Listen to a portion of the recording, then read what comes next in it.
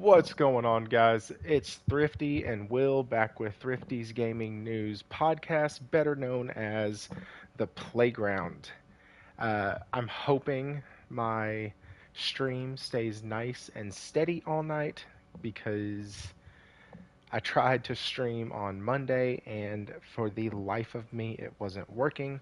My wife was trying to do stuff on the computer, not even like intensive stuff, and it wasn't working right. Our phones kept going in and out. Like, it was very annoying. And so hopefully this got all worked out. Tonight's show is going to be more of that variety news stuff that we normally do here. There's not one single solitary topic that has kind of taken over like it did the last 2 weeks. And so tonight we have a really cool show, a lot of good topics. We are going to talk about the actual confirmed games, release dates of the games from Xbox coming to PS5 and to the Nintendo Switch. We're also going to be covering Jim Ryan kind of had a almost like a little bit of a farewell interview. Somebody interviewed him and was asking him like, "Hey, in your 30 years at PlayStation, what's your?"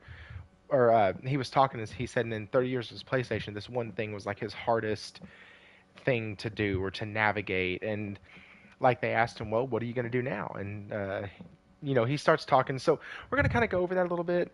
I think it's nice to hear that somebody who's been with their company for 30 years, but also somebody who, for the last 5 years, has been steering the ship uh,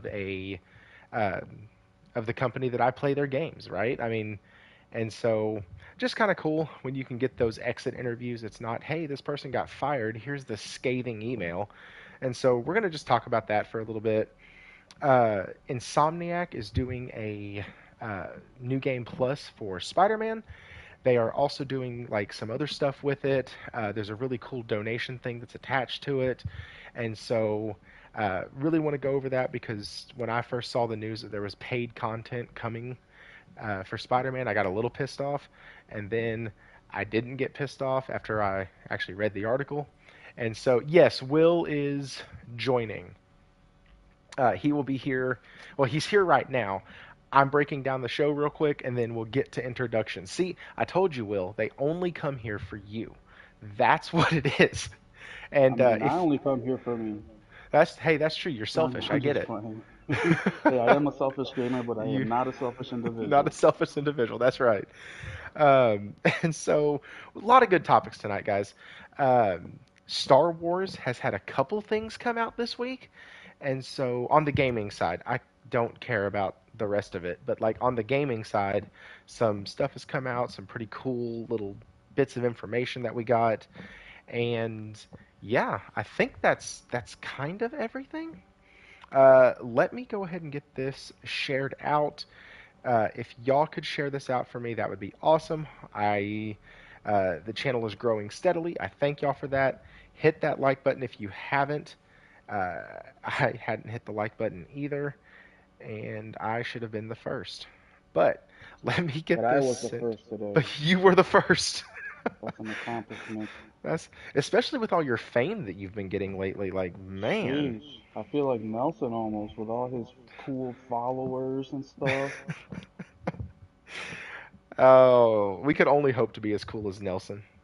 Only if. Nelson has devs talking to him and stuff, and I'm Yeah, like, I know. what the shit, I bro? know this guy. Like actual conversation. Like, Yeah, I told him I'm like, so when I contact you, is there like a secretary or an assistant? Like, how do we do this? Nelson, I read your comment. I want to go home and play Helldivers. That reminds me of the meme where Wolverine is laying on the bed with a picture frame of Helldivers and he's just caressing it. Like, I can't wait to go home. That's what that reminds me of. oh, that's fantastic. Yeah, no, the Helldivers community is a strong one. The anyways, let's get into the show, guys. Welcome to the playground. Will, how are you doing? I am doing awesome, Thrifty. How about you, man? I'm good. I'm happy to be home. Yeah, I know, man. I'm the same. It's long days for me every day. I'm usually gone about 12 hours of the day. So when I get home, it's just nice to be home. Being a console gamer makes it way more streamlined to get to the game, and I appreciate that every single day. Yeah.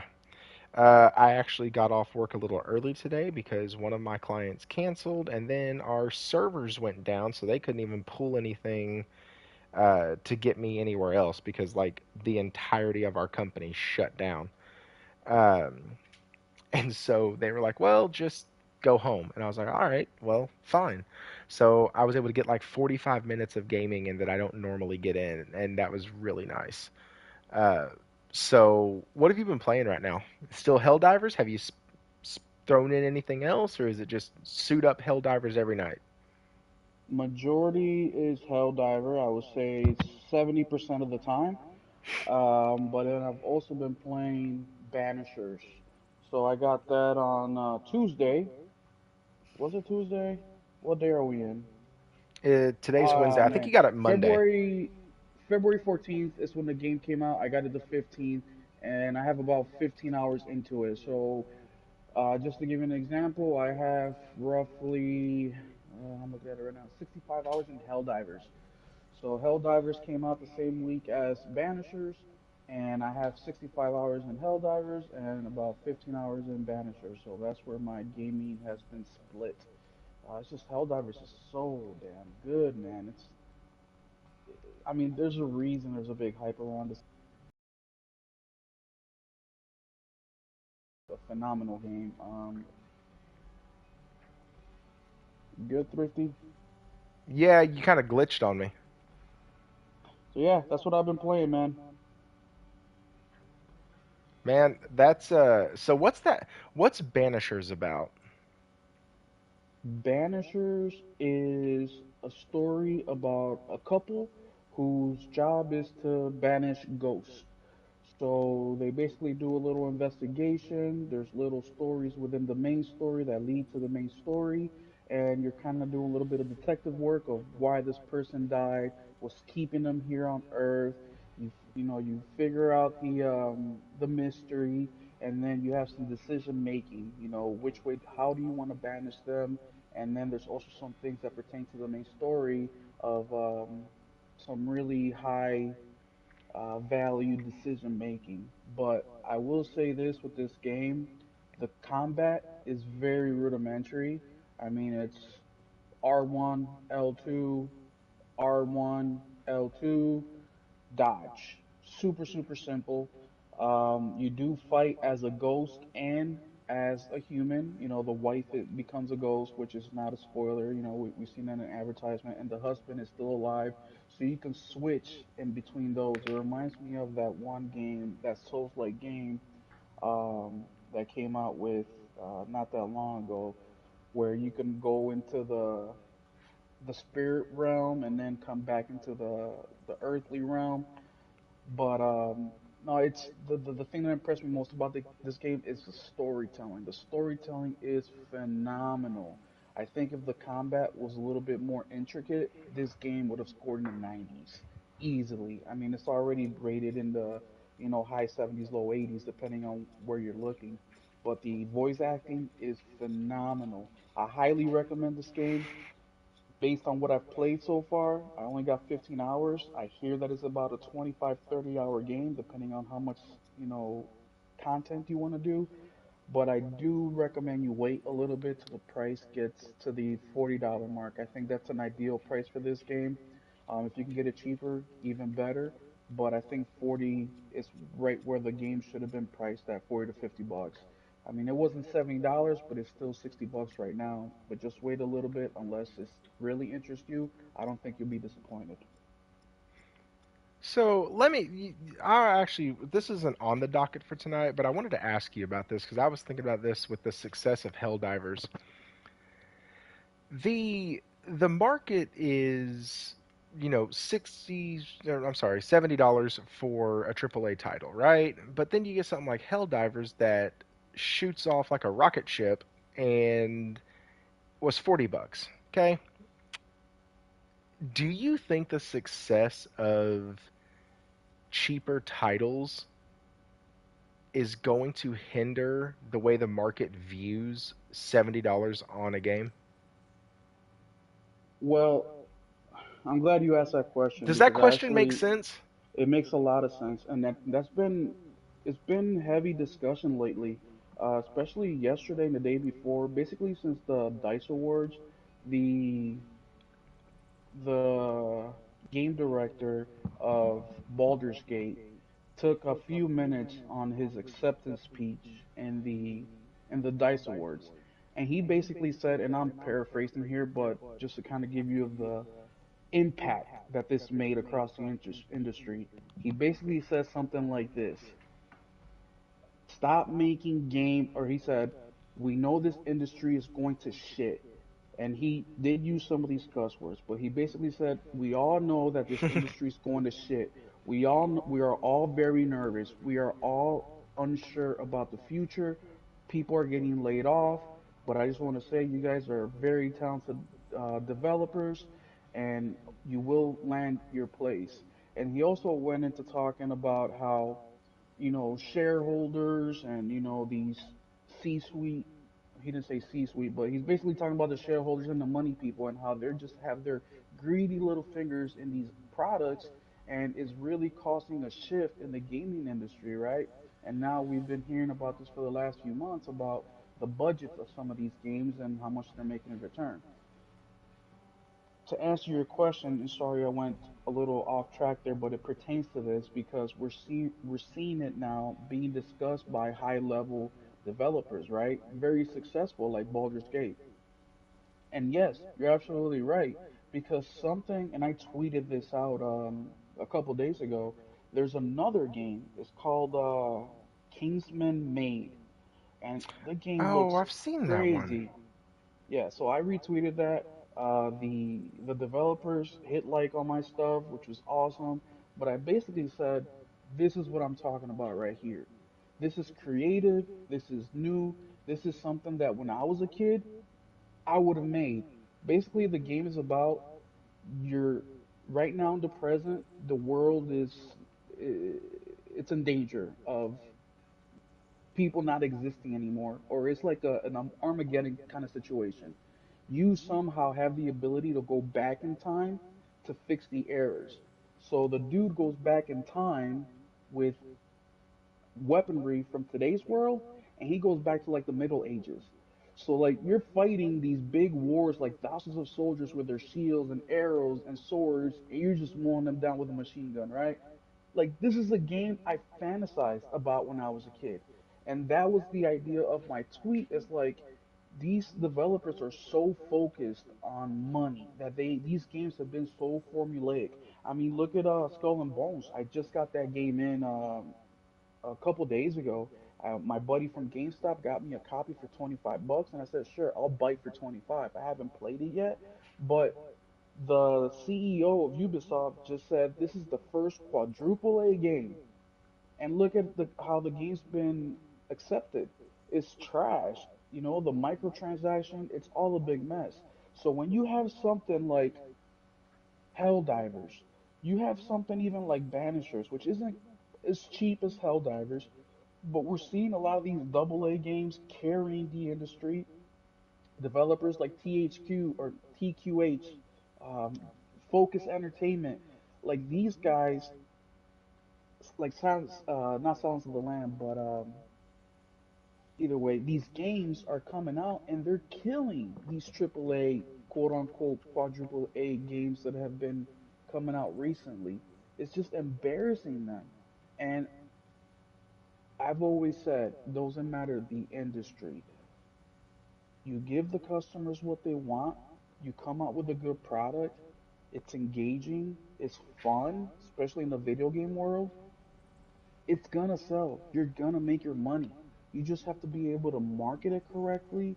And, there's things you have to do in order to make it work. But if you're able to market the game correctly, if you're able to create just a fun game and not worrying about how much money we're going to make, which I know is difficult because you're investing millions and millions and millions of dollars, but at the end of the day, you have to get down to the root of it all, which is games are supposed to be fun.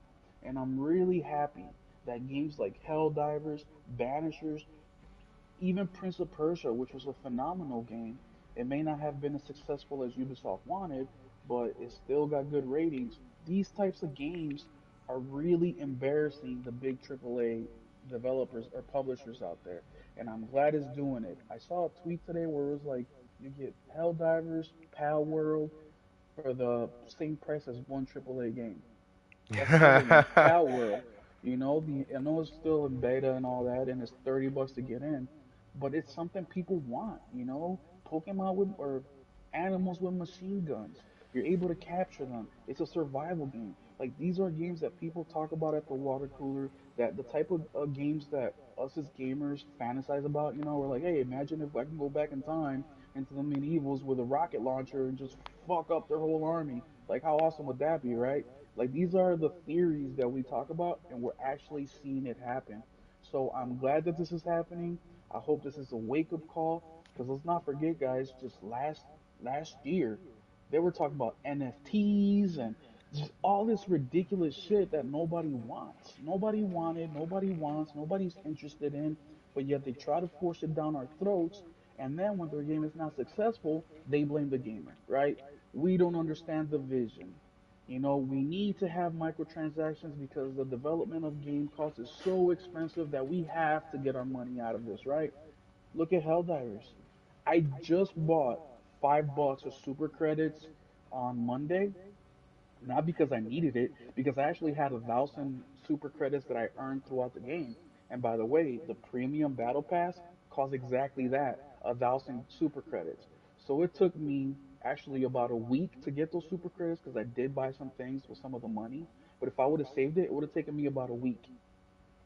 I've spent $5 on the super credits microtransaction because I love the game so much. I just wanted to support them. So what I did is I basically it's like here's a tip. Here's $5. Thank you for the great work you've done. Like I'm really happy with this game. I'm really happy with my purchase. Here's a little something for you. That was my intention behind this transaction that I just did with Arrowhead, which by the way, the CEO of Arrowhead retweeted me. I know, I'm famous now. Thank you. But these are the type of things that if you do correctly, the gamers will invest. And look at the word of mouth of Helldivers. I forget what the ratio was, but it was something like for every 100 customers that you have that are satisfied, they will get 30 more people to buy. So if you're able to sell 100 games and they love it, that sales translate to 130 sales in reality. And that's what Helldivers has done. It's been everywhere on Instagram, on Twitter. My sister texted me. She's on Facebook. I'm not, so I don't know. She's like, hey, isn't this game you were talking about? I'm like, yes. So it's everywhere. It's on TikTok. It's big, big on TikTok. My niece was showing me. She's 13, so she's on there, and she's showing me the TikTok. So it's in every platform. Memes are going crazy. These videos, these funny videos are going crazy. Even at the beginning of the show, before you guys started coming in, Nelson was like, I really want to go home. And I told him, hey, you remind me of that X-Men meme where Wolverine is laying on the bed with a picture of Helldiver in a portrait and he's caressing it saying, thinking of you while I'm at work. It's just, so it's a cultural thing. And I really hope that these CEOs and publishers take a hint. And I'm sorry for No, but going off there, man. so one of the things I want to ask you then is a follow up to that. So you mentioned things like Focus Entertainment, like taking these big bazookas back to medieval times, like uh, just kind of the real simple fun game, right? Like Helldivers, what you're doing, you're going down, you're killing bugs, you're shooting them with your friends, and you're having a blast, and you're doing dumb stuff while you do it, right? So why don't you like Evil West? It's made by Focus Entertainment. It's Hmm. published, or I'm sorry, it's developed by an indie studio, published by Focused Entertainment.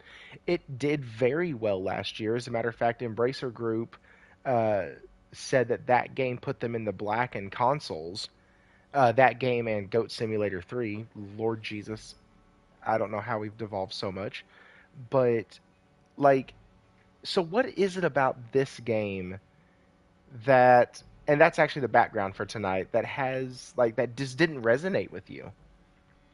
So I'm a big fan of Focus Entertainment. Banisher comes from them, Evil West, obviously. Yeah, Michael, Um, the game is Evil West. That's the one I just asked him a question about. Go ahead. Sorry, Will. so they're a great publisher. A Plague's Tale, which I platinumed the first one, I beat the second one. There's so many games, but it's just like my when the Xbox guys say, well, we have all these day one games coming. There's the value in Game Pass, and what I say to that is, yes, but not everybody's gonna like every single game that comes out on day one, and that's just it, dude. It's just something about the game that I don't like. I mean, I played about an hour of it. I didn't really like the combat. Um, it's not because it's a silly game, because like we mentioned, Helldivers is kind of a silly game, but it's just something about it. And whether it's a big narrative driven, or like a Banishers where it's very story driven and the story's well written and the voice actors are phenomenal, it was just something about it I didn't like. I cannot pinpoint what it is. Maybe it's the map layout, maybe it was the weapons, and these are just things that I can remember right now that I really didn't, as soon as I got in there, I didn't really find favorable. Like the map layouts, the color scheme of the game, it was like so red and misty, kind of felt like I was in Mars, but we were in the West. Um, and it just wasn't what I thought it was gonna be. I thought it was gonna be more narrative driven because the concept interests me, right? There's vampire or there's monsters, and you're kind of like a monster hunter kind of deal, but you work for the government, and you got some sort of family like lineage, and that stuff interests me. So I guess I was expecting more of that than what I ended up getting. But I'm sorry, I can't give you a specific thing. I can just give you a few of the little things that No, I I was really just liked. wondering because it seems like a game that would have been right in your wheelhouse, and so that's why it was just odd when you were like, "Oh man, I just didn't like it," and I was like, "Oh, okay," because I could have swore. Now I do agree about the red misty thing. I was hoping that it ended at some point, but Is now it that you, co-op? yes, it is. Well, if somebody's willing to play with me, I'll play with them. I only played about an hour of it. Like I say all the time, watching paint dry with your friends is even that's fun because you're doing it with friends. So if you send me an invite, dude, I'll play with you. Maybe take a closer look at it. But it's a game that I got last year. I got it from GameFly on a sale for like $20, and I thought the art cover was cool. I liked the designs. But yeah, so just send me that invite, Nelson, or you, Thrifty, or anybody on my list. Okay. Do you have it downloaded? I can have it downloaded. Just- Actually, I well, will have it downloaded by tonight. okay, cool. Oh, Uh, wait. I Before we move on with Evil West, I yeah. cannot promise tomorrow or maybe this weekend I will because Pacific Drive comes out in about 2 hours. So I'm excited for that. So I forgot about that game. No, you are totally fine. I can't do anything this week, so I am going to be diving into. I'll probably be completing this over the weekend. Uh, on how long to beat, it says takes about 6 to 10 hours. So that's my kind of game, man. I love games that just take You six to know ten who hours. You know who influenced me to buy Evil West actually? Solid Rev from YouTube and Twitter. I saw his review on it, and that's what made me actually pull the trigger on it. I usually like the type of games that he likes as well, and I don't know, man, just didn't click with me. Yeah, it's just yeah. I mean, you're weird, I guess. No, Yeah, I am. Well, we're all weird actually. we. That's a fact. All right, give me just a second. Let's go ahead and get started onto the. I realize I don't have to pause it here. Okay, let's go ahead and get started onto the actual topics for tonight. And let's just do the first one. Let's start with Spider-Man because it came out that there was going to be a new game plus, going to have some new stuff with it, some new things that you can do. You can change the day-night cycle now. Going to be able to do a lot of that. If you're in the Discord, I posted all the articles that we'll be covering tonight for the stories. I'm not going to read every single one of them. I will paraphrase a few of these, but like Spider-Man's getting a new game plus, coming out with two new suits, but they're also coming out with two other suits, and I saw that they were going to charge $5 for that, and so I was like, man, that's bullshit. Why are you charging me $5 for suits? Well, then I read because reading explains things, and all of the proceeds from the Fresh and Fly suit pack, everything, 100% of the purchase price. So it's $5. They're donating $5. That's really cool. But they're donating it to a group called Game Heads, and it's going to end up being a potentially could be a $1 million donation to the group. And so I was like, oh, that's cool. What's Game Heads? Because I've never heard of it. And so I looked it up, and Game Heads is actually this. It's almost like a school, I think. It's basically like a here you go. I'll just read it.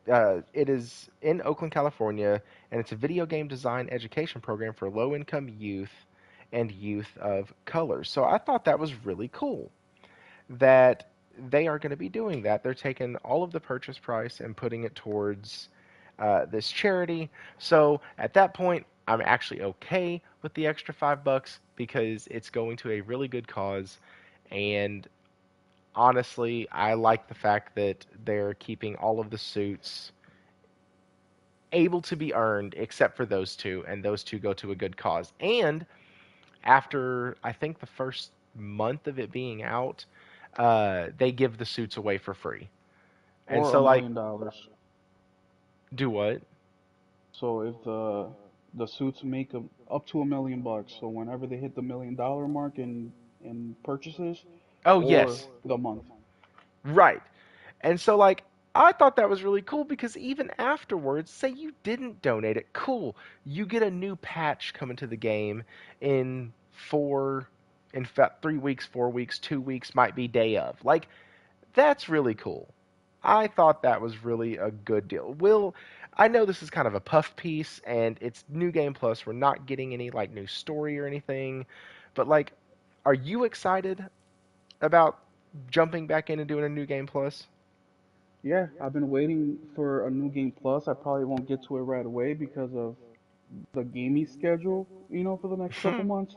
Hmm. But this is and this is actually, to me, it's more than a puff piece because, like, on Call of Duty, when I did play, the only thing that I bought was the veteran. Oh man, I forget the name, but basically they have like a little DLC pack, and the money goes to veteran founded charities, Was it which I Wounded think is, Warrior? well, I think that's one of the ones they donated to. But the name of the pack itself, maybe RPG can tell us in the chat because he plays COD. But I think these programs are very important because it gets the gamers involved, just like when Sony does their million tree thing every year. For every like game purchase or every penny or every dollar, they plant a tree. And it's just a cool, creative way to get players involved. Sometimes it's just you turning on your PlayStation, and sometimes it's like donating $5 for these kids to get some money to to to go to school. And these things are expensive. We all talk about how these games cost a shit ton of money to make. Well, guys, it costs a shit ton of money to learn this stuff, and Yeah. the Yeah. work that I do, I'm in the trades business, right? So one of the things that the trades business is sorely lacking is young people that are Hmm. interested in doing this. So, for example, now I'm at the point where I've been at my job long enough where, for example, Bob, I met him, 6, 7 years ago. We're like, hey, Bob, hey, Will, I'm retiring in a few years. Ah, cool, I'm excited for you.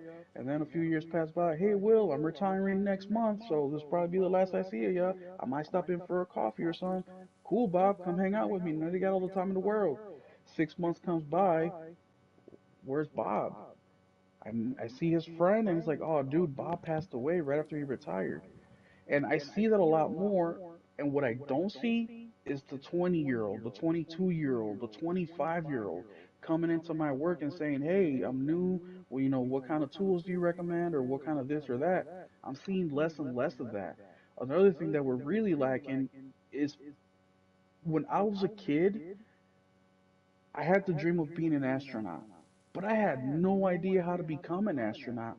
Now, obviously, that went away, but that goes into so many things. So this program that Insomniac is doing with the kids and the development school is extremely important. We need more people to shine a light to that, especially for our hobby, right?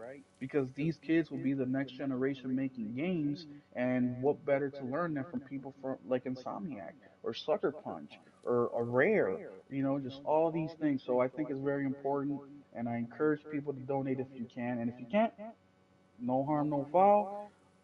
We'll get the free DLC when the program ends. Oh, and listen, I am sure that Endowment pack. Thank you, RPG.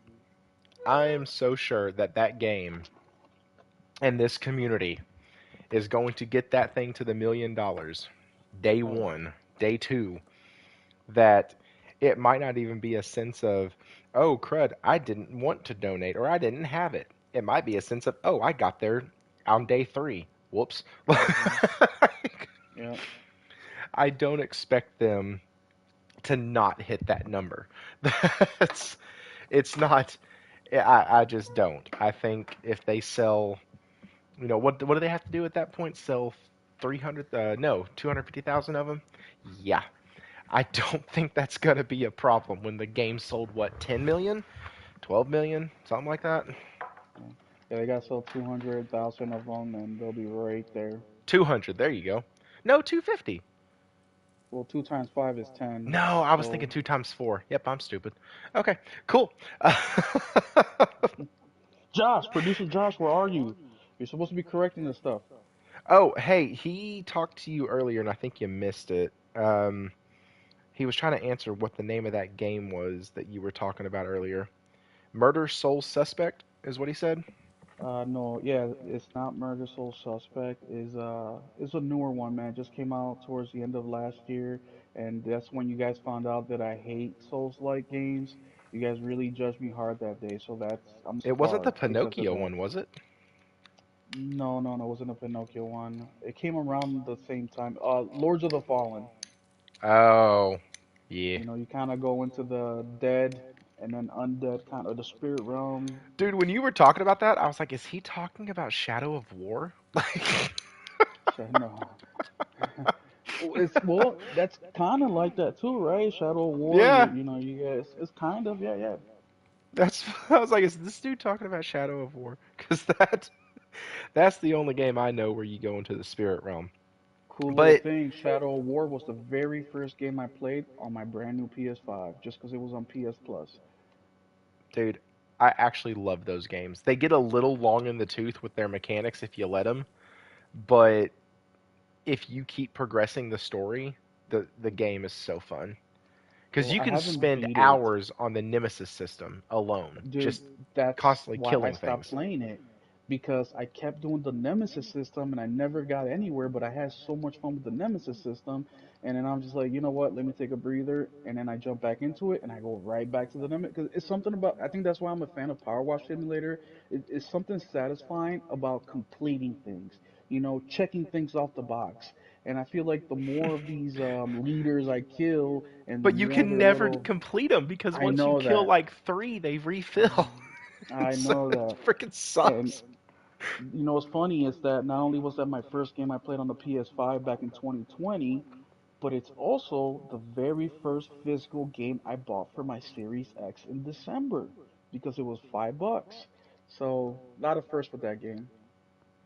Speaking of a lot of firsts, were you intimate with the game? Like, is that. Oh Jeesh. man, pop my cherry, dude. 2 times Two times. on the Series X and the PS5. So, speaking of the Series X, let's go ahead and get the bullshit out of the way. So, we finally have confirmation that these four games are coming, right? We finally know exactly, no doubt, no nothing, no speculation, no rumors. We know what the four games are, and we have release dates. So, My question is the way that all these were announced were through little like articles and Twitter and all that stuff. There was no grandiose announcement from any of the studios. There was no developer show, hey guys, these are the games we're really excited about. We're really happy to bring them out, blah blah blah. And Phil said in that freaking show that he didn't want to take anything away from the studios, so he couldn't tell us the names of the games. And now they tell us the names of the games, and the studios did it in like a tweet. Like that's just more of that bullshit. It's more of that doublespeak. It's more of that annoying crap. What do you think? Well, because I did those. I read through the transcripts on Friday, no, Thursday and Saturday night. I read through the entirety of the show. Uh, what's your take on these four games coming? Do you think it's going to help buoy the sales of video games? Do you think it's going to help buoy the sales of the Xbox? Do you think like what's your take on it? I'm going to mute myself because I didn't. You weren't with me when we went over it, so I know you're going to dovetail on this. So if I want to jump back in, I'll jump back in. But right now, sir, the floor is yours. What do you think about these? So first things first, Xbox is gonna be releasing Xbox games, more Xbox games to PlayStation in the first quarter of 20 or the first 3 4 months of 2024 than they're releasing to their own console. All right, so that's first thing. Let's get that out of the way. Second thing is not only are they releasing more games on the PlayStation than they are to the Xbox, they are also releasing these games, physical editions of them, on PlayStation, something that they didn't do before on their Xbox. Yes, these games will also come physical to the Series X because these games will be released by limited run games, and it's going to go to all platforms or the platforms announced. Will I think these games sell well on PlayStation? Yes, I think they will. I think they're going to sell well for a couple reasons. One of the reasons is actually my reason, and the reason I'm probably going to end up buying, if not one, but a couple of these games, will be just because it's one of the first games coming to PlayStation from Xbox. This is not the last time, as we all know, that they're going to continue to release these games and more as the time goes on. But I want to, for my collection, right, because I'm a physical guy and I love collecting video games, I will probably end up getting Hi-Fi Rush on day one, and I will get it physically for PlayStation 5, and I just want it to be like, damn, this is the day that Xbox officially went third party, and this is the first day that, or the first game that came out of that situation.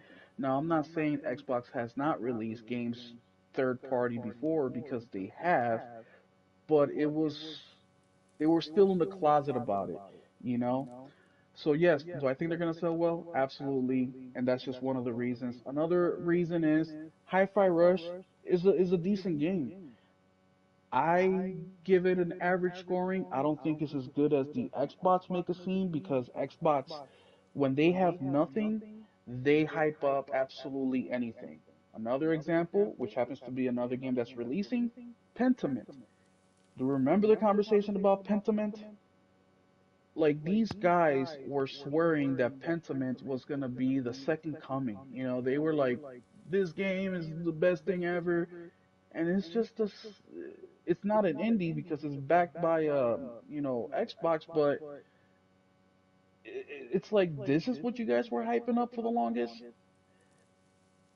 So yes, I think that it will sell. They'll do decently. Now I saw the tweets of a couple of these, but on my Twitter, if you guys aren't following me on X, please come in and follow me because I posted the last 10 seconds of the Hi-Fi Rush announcement coming to PlayStation. And the reason I posted it was because at the very end, just like any PlayStation trailer, it shows you the game, and at the end it says PlayStation, and that B-roll at the end So I took a little recording, I cut it from YouTube, and I posted it. I'm like, wow, this is like really weird right now. You know what I'm saying? Because So, sorry, go ahead. even like MLB The Show, when it goes to uh Xbox, right, every year, at the end you don't see the Xbox, on there, or Microsoft Studios or whatever it is their thing is. You still see the PlayStation. So it was trippy. That's it. So, I think that that is hilarious because I've never played MLB The Show on a Xbox, so I figured that when you started it up, does it show the Xbox logo or does it show the PlayStation logo? I think it shows Like, well, it goes through the whole thing. It goes through like San Diego Studios and it does all that. I don't remember if it shows like Game Pass or something like that. I do not remember. okay, yes. Nelson would know this. He's a bot. I mean, you're kind of more of a bot than he is. You've already said you want to buy their games. You have. Dude, Nelson has 20,000 gamer score. I got 5,000. There's a difference here. My gamer score is 0. Like, Yeah, yeah. yeah. You're a loyalist. No, I just have no interest in playing any. Actually, let me rephrase that. Because, dear God, I'm going to end up at some point getting Hi Fi Rush for $10 and thinking it's one of the best damn games I've ever touched. That game looks fun. I'm not It gonna is. lie. I said it It looked is. fun when it came out. I said it looked like it was gonna be a good time.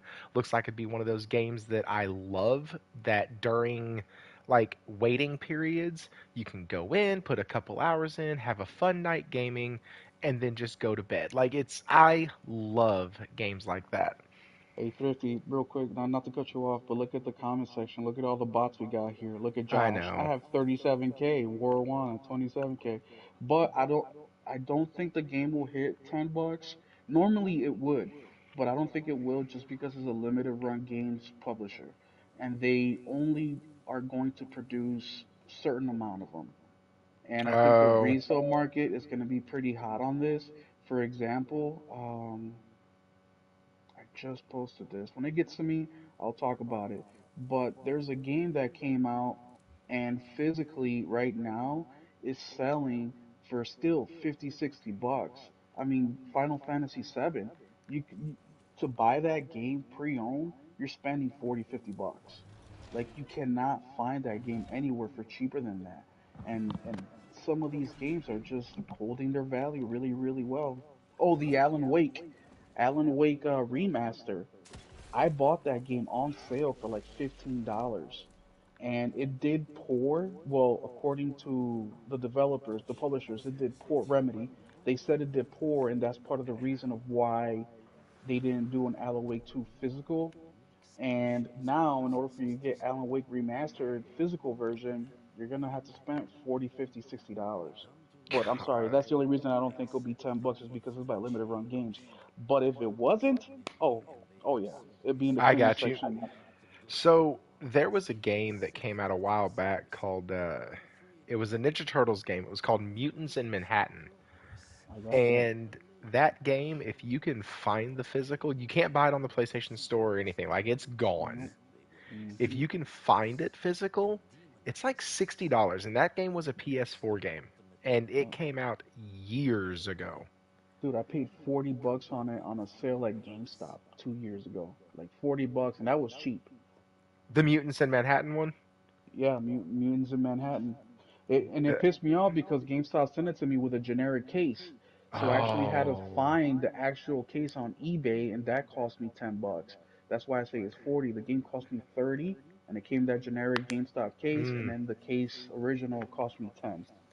There is one at my local game store that I keep staring at. The game's not good, folks. Like, that game was garbage. But it's also a Ninja Turtles game, and it's one of the only ones I've never beaten. So I really want to get it because I need the cheat code, and once I get the cheat code, I'll beat the game. But Another game is Deadpool for PS4. That game is also selling for 40, 50. I got that game as well. Yeah, 40, $50. that game is so good. That game I really liked. I thought they did it very, very well.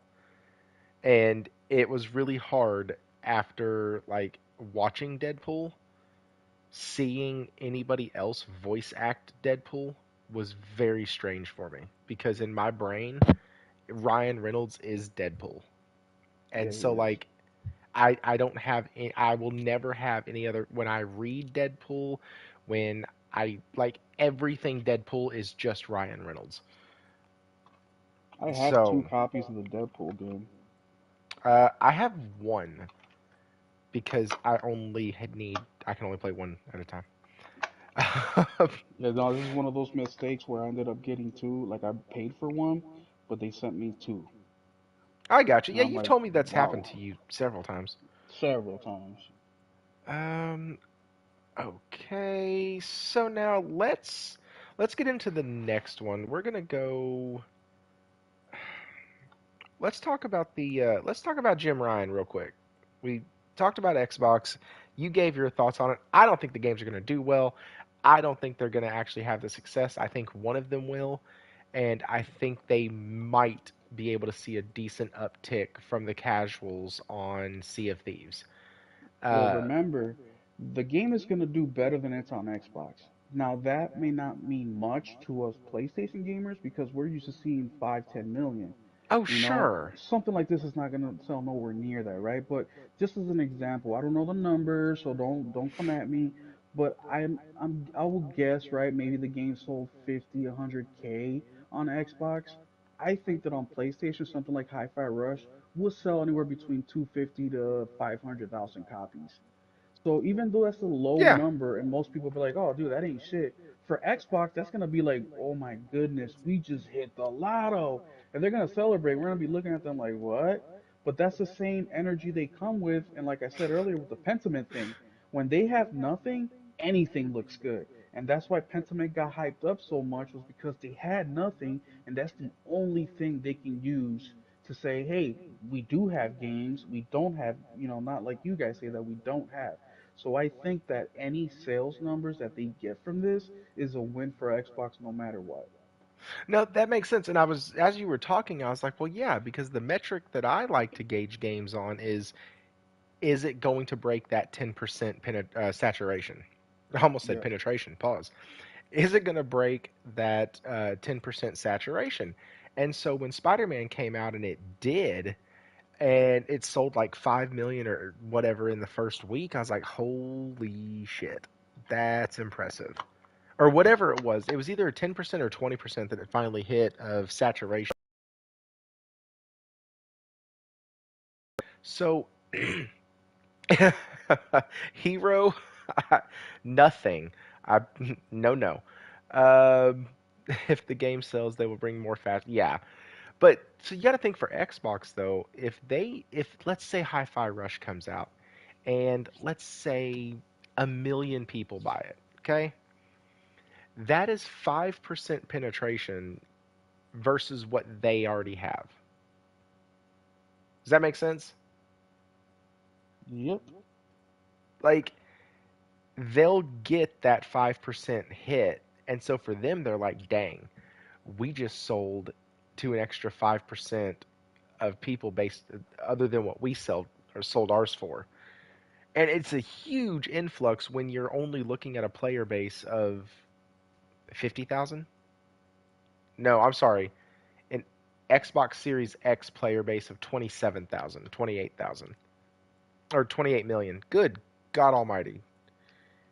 It's so like it's one of those things and I'm sitting here looking at it going that just doesn't like it doesn't make sense to me because I'm thinking that dang if a PlayStation game comes out and sells 500,000 that's there somebody's getting fired like so somebody's getting shit canned tomorrow if the new God of War comes out and only sells 500,000 copies somebody lost a job and so Hmm. like but you're right in the way you said it that the bar is definitely different, and anything is going to be better than what they have. And I will continue to say these games already had PS5 builds long before Oh yeah. this news came out. I think that several of these had PS5 builds and they got shut down because of,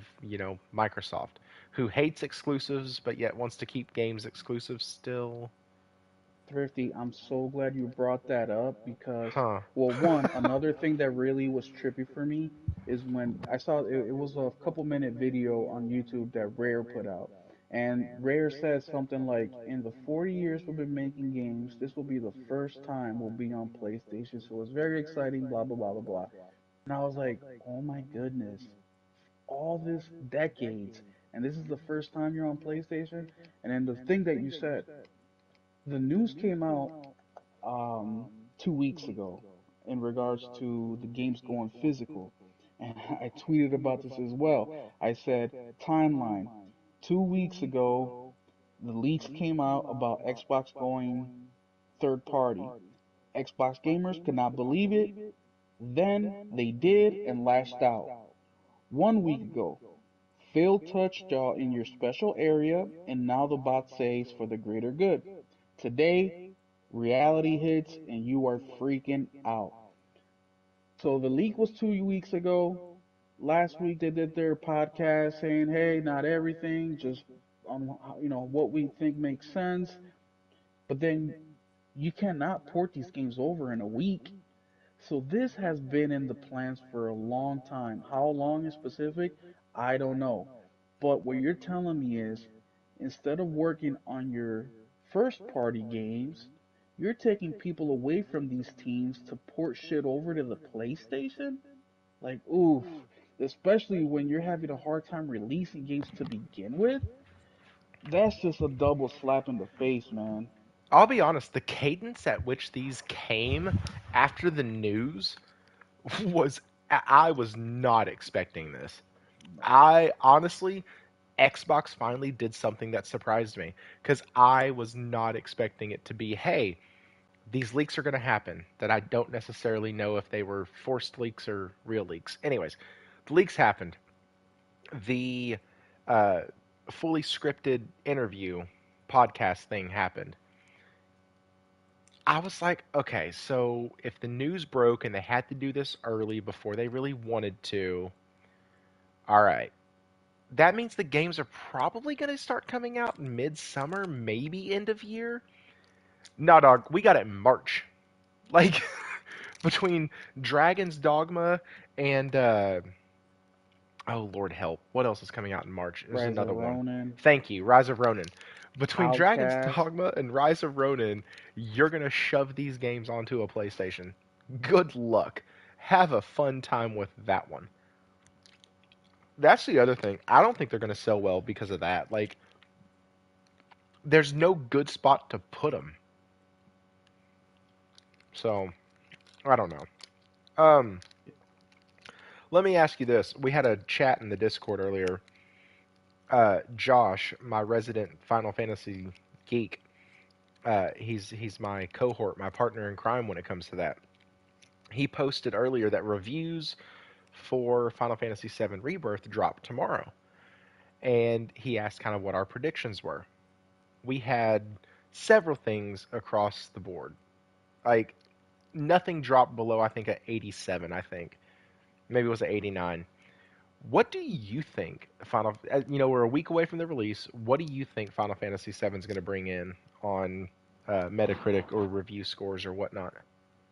I think it'll hit if the game technically, the technicality of it, like there's no bugs, it works, it runs properly.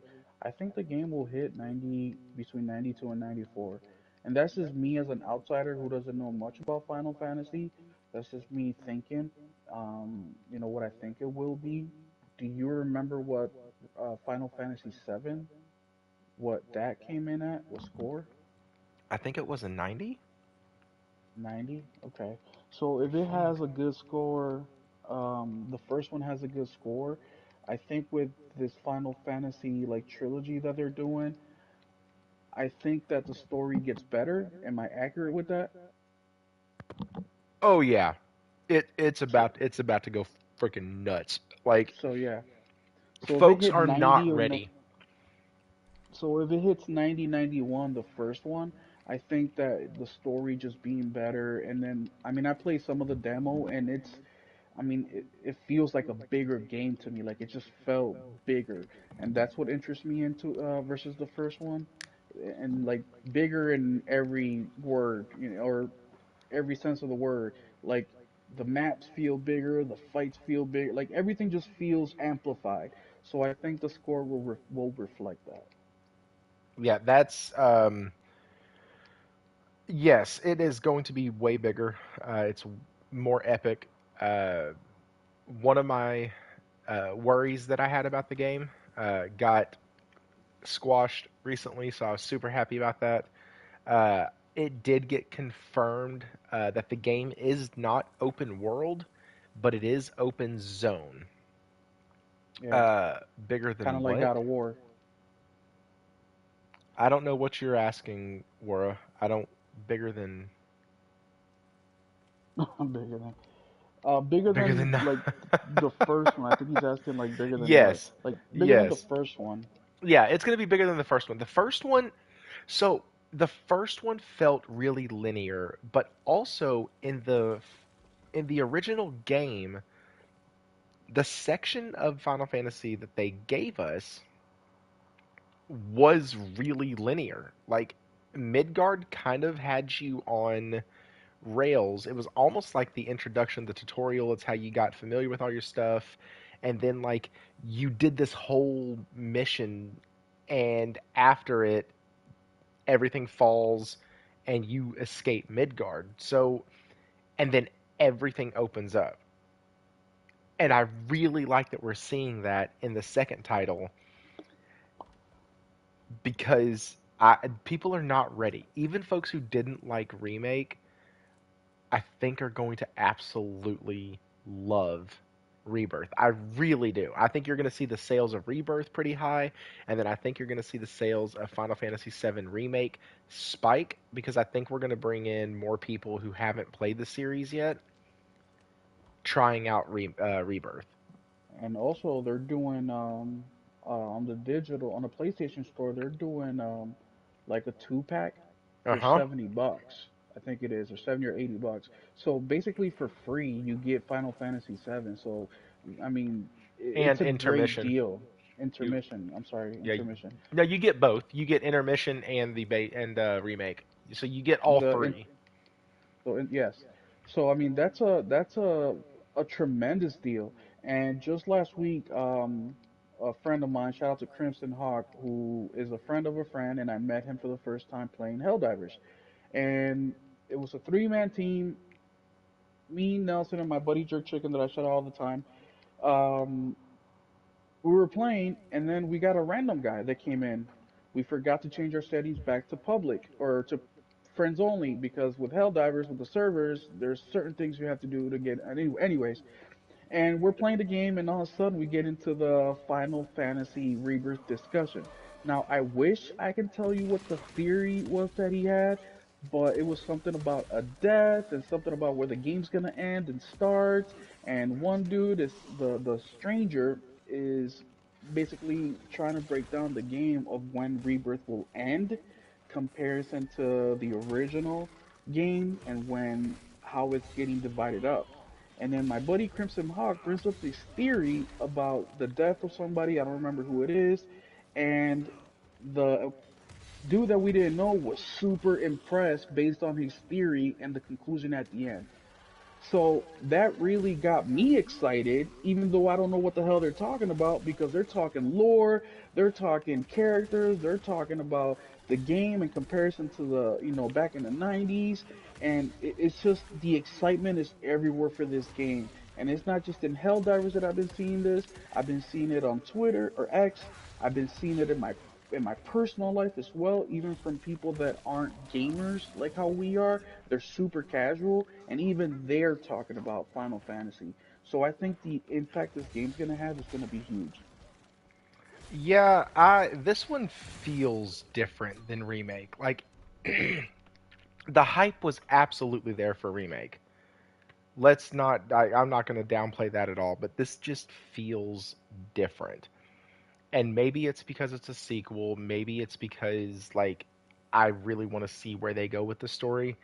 I have my own theories. Real quick, while I'm mentioning Final Fantasy, um, I actually took off on the 29th, which is release day. So the night that it releases, uh, I got it digitally.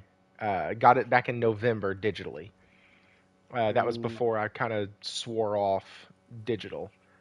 Uh, but basically, I plan on streaming that night, and then I'll probably stream quite a bit the next morning uh, to be able to get in, try to have some fun on it, and yeah. So y'all are more than welcome to come. It's I feel like it's going to be a great time. We won't be talking as much. You'll probably be hearing me geek out more than talk because I'm absolutely in love with this game. They've nailed everything. They've nailed the characters. They've nailed the environments. And if the frame rate is just as good uh, in the game as it is in the demo, we gonna be all right. and Thrifty, what was that update to the demo they did today? I know they were adding something else. Do you know what Oh that was? shit, that was today.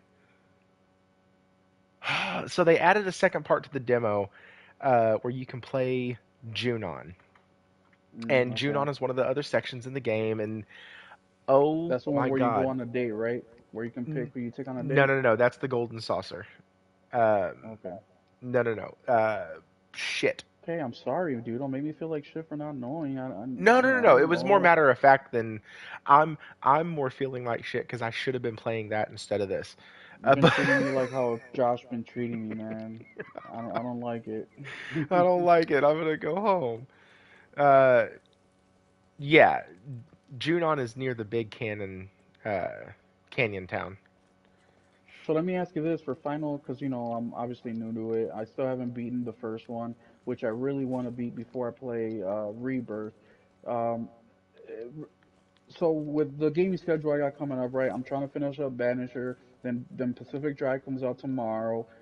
That's about a 30-hour game based on Skillup's review.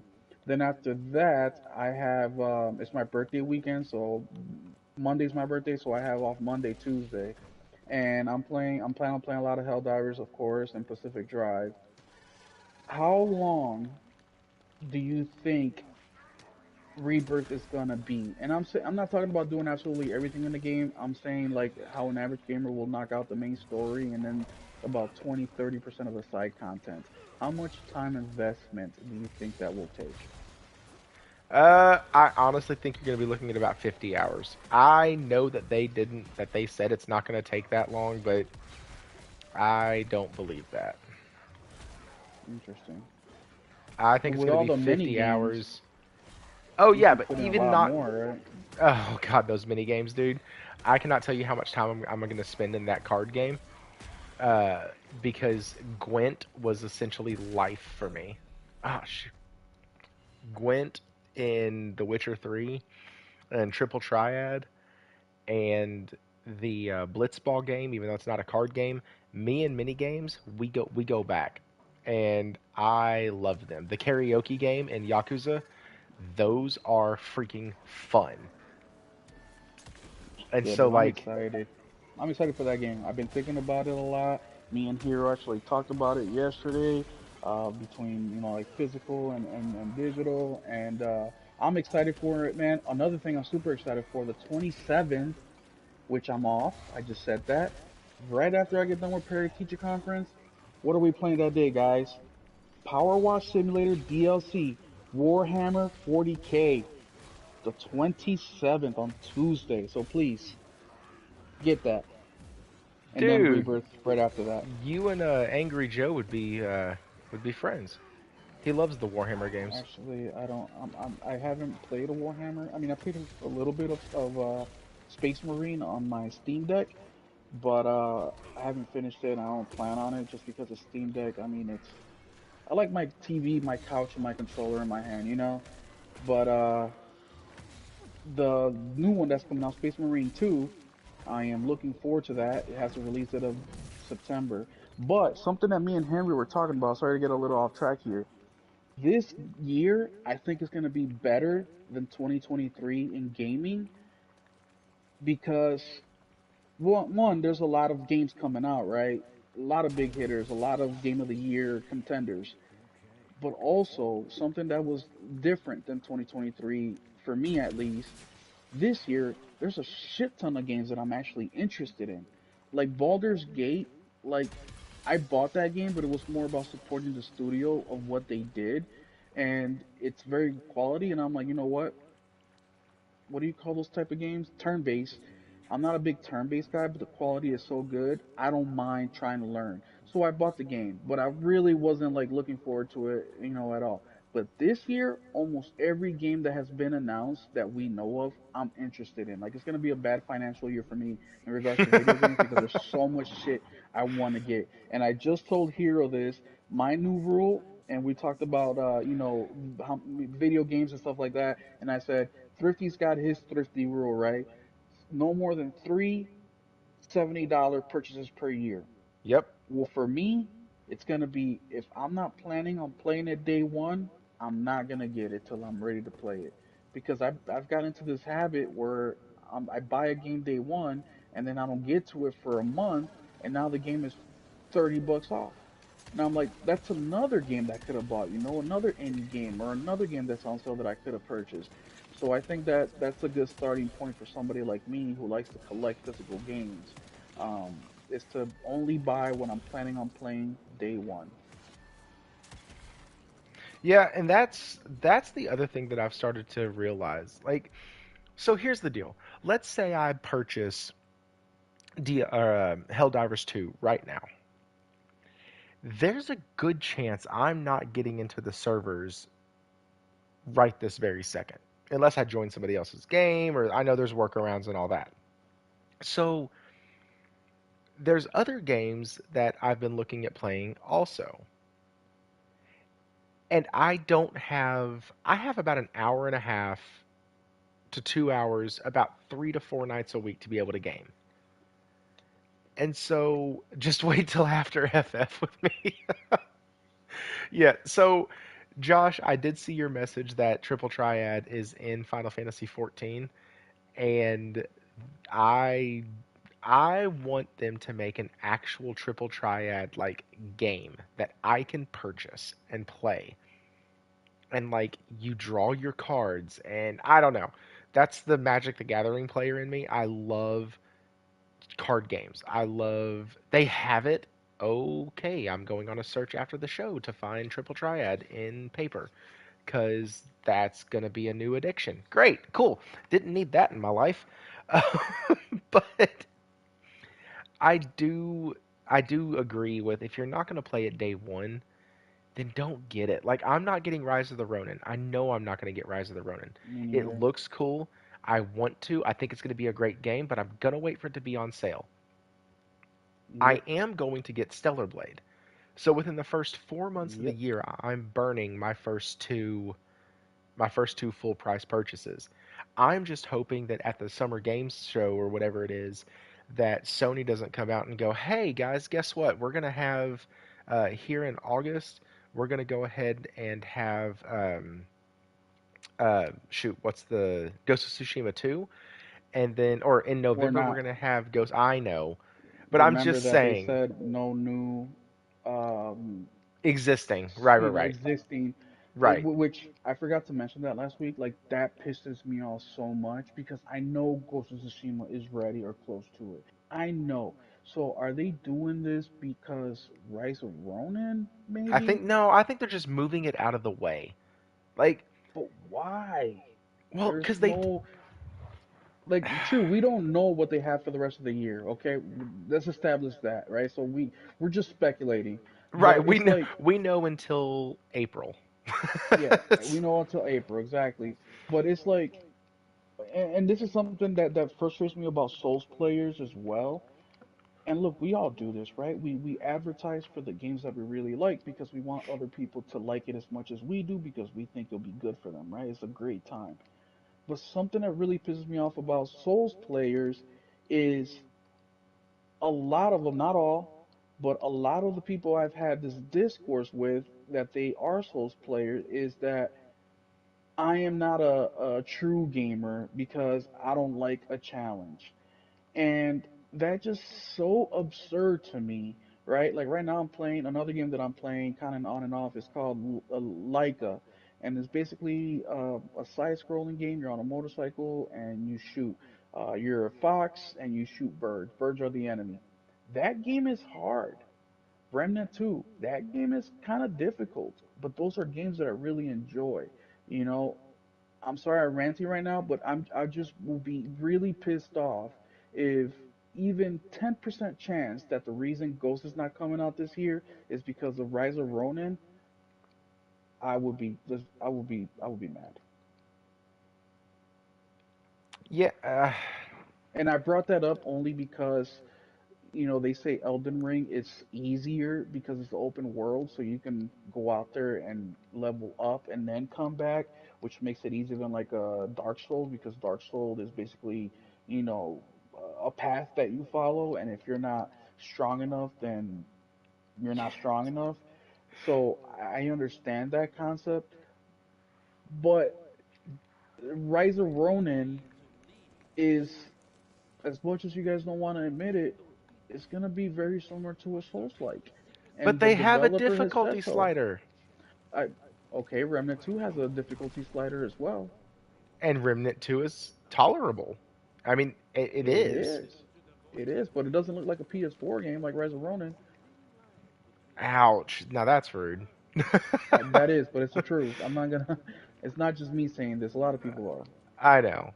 I think it looks Well, better than a PS4 game. If you want to see what before a I pass, PS4, go ahead. I just want to ask the chat real quick. Tell me why you were interested in Rise of Ronin on the chat, please. Sorry, Thrifty. I'm just interested. That's fine. I'll tell you why. What's up, Twisted? I'll tell you why I am interested in Rise of Ronin. It is the combat actually looks pretty fun. It does look very Souls-like, but also feudal Japan is just an area of history that I love. Me too. And so like I think that's what really resonated with me with Ghost of Tsushima. It wasn't just hey ninja samurai go. It was like historic almost, right? Even though it's a Yep. fictional story, it's all but it felt historic. I love games like that. It's why I like the old Assassin's Creed games because they felt historic. And there was just enough reality to make it feel almost to make it feel real. But also, you knew there was enough stuff changed where you knew, okay, Benjamin Franklin actually didn't help the assassins. Got it. Understand that. Da Vinci didn't make things for a dude named Ezio. But I understand that. But there was a dude named Leonardo da Vinci who did make inventions, who was a painter, and like so I love things like that. That like you said, they take a sector of history History. and they turn it on its head, and I like that. I love that. Like this game right now, we're watching it right now. This is it's set in the old west, but like it's it has like vampires in it. They're called bloodsuckers. They're called ticks. Like, and that's fun. I love games that do that. And so I think that's one of the things that I really has me drawn to this game is because of that. But also PlayStation wouldn't I don't think PlayStation would move Ghost of Tsushima out the whole year because of Rise of Ronin. Uh I think they would move it season. So like if Rise of Ronin's coming out in spring, then you have Ghost of Tsushima 2 coming out in winter, so like November, December area. Like I don't think they would move it a whole year just for that. I don't know, I, man. I think we can't really. I'm sorry. No, it's fine. You're right, though. I mean, we won't know until the showcase, and that's fine. I was just saying, if there's something big that's presented, excuse me, if there's something big that was presented at the game shows, then like I'm just hoping that there's not two more games that are presented that I'm like, holy shit, I need both of those Yeah. because Well, new I'm IPs, yeah. yeah, I'm burning my two at the beginning of the year. One is for a game that, oh my god, you're going? Where are you going, outsider? What are you going to? Or you mean like you're leaving? How big? Shut up, Wara. Is it this big? This big? This? No, no, sorry. Well, Okay. Thrifty, you know that PlayStation, it's a big chance that whatever they, announce during the showcase that comes out this year, you're gonna be interested in. I mean, when has PlayStation missed, really? When? uh, everybody Besides will the point out remakes and all Destruction that. All Stars. Oh, yeah. Okay. One. One. And sure, there's be others out there, but it's not a consistent thing. So even, let's say they do two, one of them's gonna be good for sure, Right. And I just think because that's what we're. PlayStation knows. And let me ask you this: if we didn't have, let me see if I can remember all of them. If we didn't have Grand Blue Fantasy Relink with um, Helldivers 2, with Final Fantasy 7 Rebirth, with Dragon's Dogma, with the other one that I can't keep remembering the name of. No, no, no. Sorry, with Dragon's Dogma and with Stellar Blade. If we didn't have six titles coming out in a 8 week period or 10 week period, do you think your interest for Rise of Ronin would be a lot higher? I would buy it, but my interest would have been the same. Okay. I man, I'm wondering if they're throwing. So I have two camps of this. Are they throwing too many games too fast? Or are they throwing enough variety in those? Nelson posted something earlier. It was a sales figure of like an indie game or something like that, and I've just commented. I said the community will support good games, and I like, think that, go ahead. sorry, I think that question about the right time and all that, I think that's more for a publisher thing. For me, I don't care. If you want to release them back to back to back to back, I may not get them all like day one, but I would definitely get them within the month. So I don't think that's an issue at all. I think that the more the merrier. I always said that, man. I don't think there should never be a delay of a game because there's another game on the way. If anything, it's like good. Work hard for the money that I'm gonna spend on you. Convince me that you're the game that I should be buying instead of this other game. Sell me. And I think we need more of that because a lot of these guys, like when what's Rockstar game that's coming out in 2025? GTA 6. GTA. When GTA 6 comes out, we know that for months beforehand and probably months after, or not that long, but a lot of developers aren't going to announce shit because they're going to be waiting for GTA to give a date so they can figure out, okay, we got to stay out of this game's way. We just have to. There's no way in hell. Where I always say is like, dude, if you have a great game and you can market it properly, the game will sell, man. Look at Helldivers. I mean, the game is just so phenomenal, and people, they can literally stop marketing now because word of mouth is so great. Now I know that's a lightning in a bottle kind of deal, but we see it in smaller games all the time.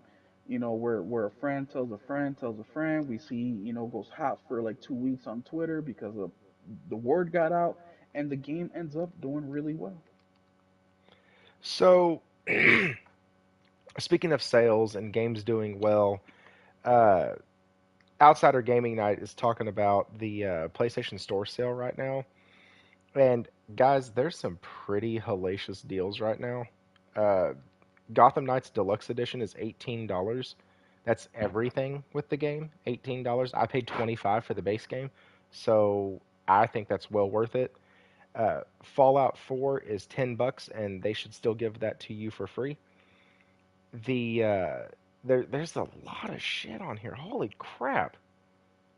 Thrifty, you see the trailer for not Tiny Tina, but Borderlands movie coming out?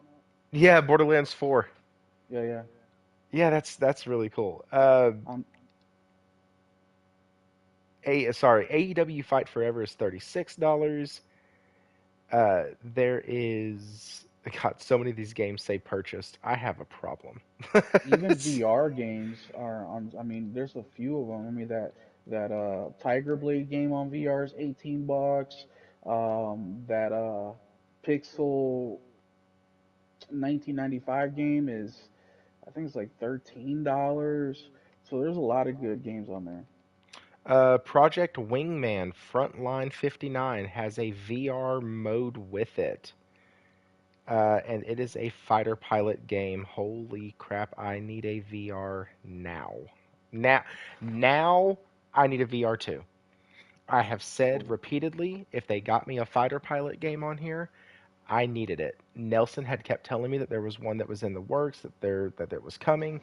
I need a VR. I need to put that damn thing on and feel like I'm in the cockpit. I know, And Twisted, I there's another know. one coming. There's It's not another all levels. bigger. I know. Go ahead. There's another fighter pilot game coming that's even bigger than the one you just mentioned, coming to PSVR 2. Yeah, oh, Hero. I need an Ace Combat 7 so bad. Dude, I need an Ace Combat 8. What are you talking Or about? 8, 7 is 8, already I'm out. sorry. 7's Phew, already out. I need an Ace I Combat 8. love that game. I need And I'm Project Aces to tell me they're doing something. I'm waiting for you to send me that invite so I can beat that boss or that level Oh, you're having shoot! problems with. I need you to, yes, I need you to do that. The sand level. I've beat it once before, but I lost the save file when I switched from my PS4 to my PS5. Yeah, just let me It know. I love that game. Oh, that game, that level's so good. And if you can get past that, there's a few more after that that are a nightmare, but doable. I Dude, I have a beat problem that with game in the hardest difficulty no, numerous times. hell no. I play. Oh, and Hero, I fully agree. It is my money, it's my time. If I choose to play a game on easy mode and I want it to hold my hand all the way through, guess what? That's exactly what I'm going to do. It's the same way I drink my bourbon.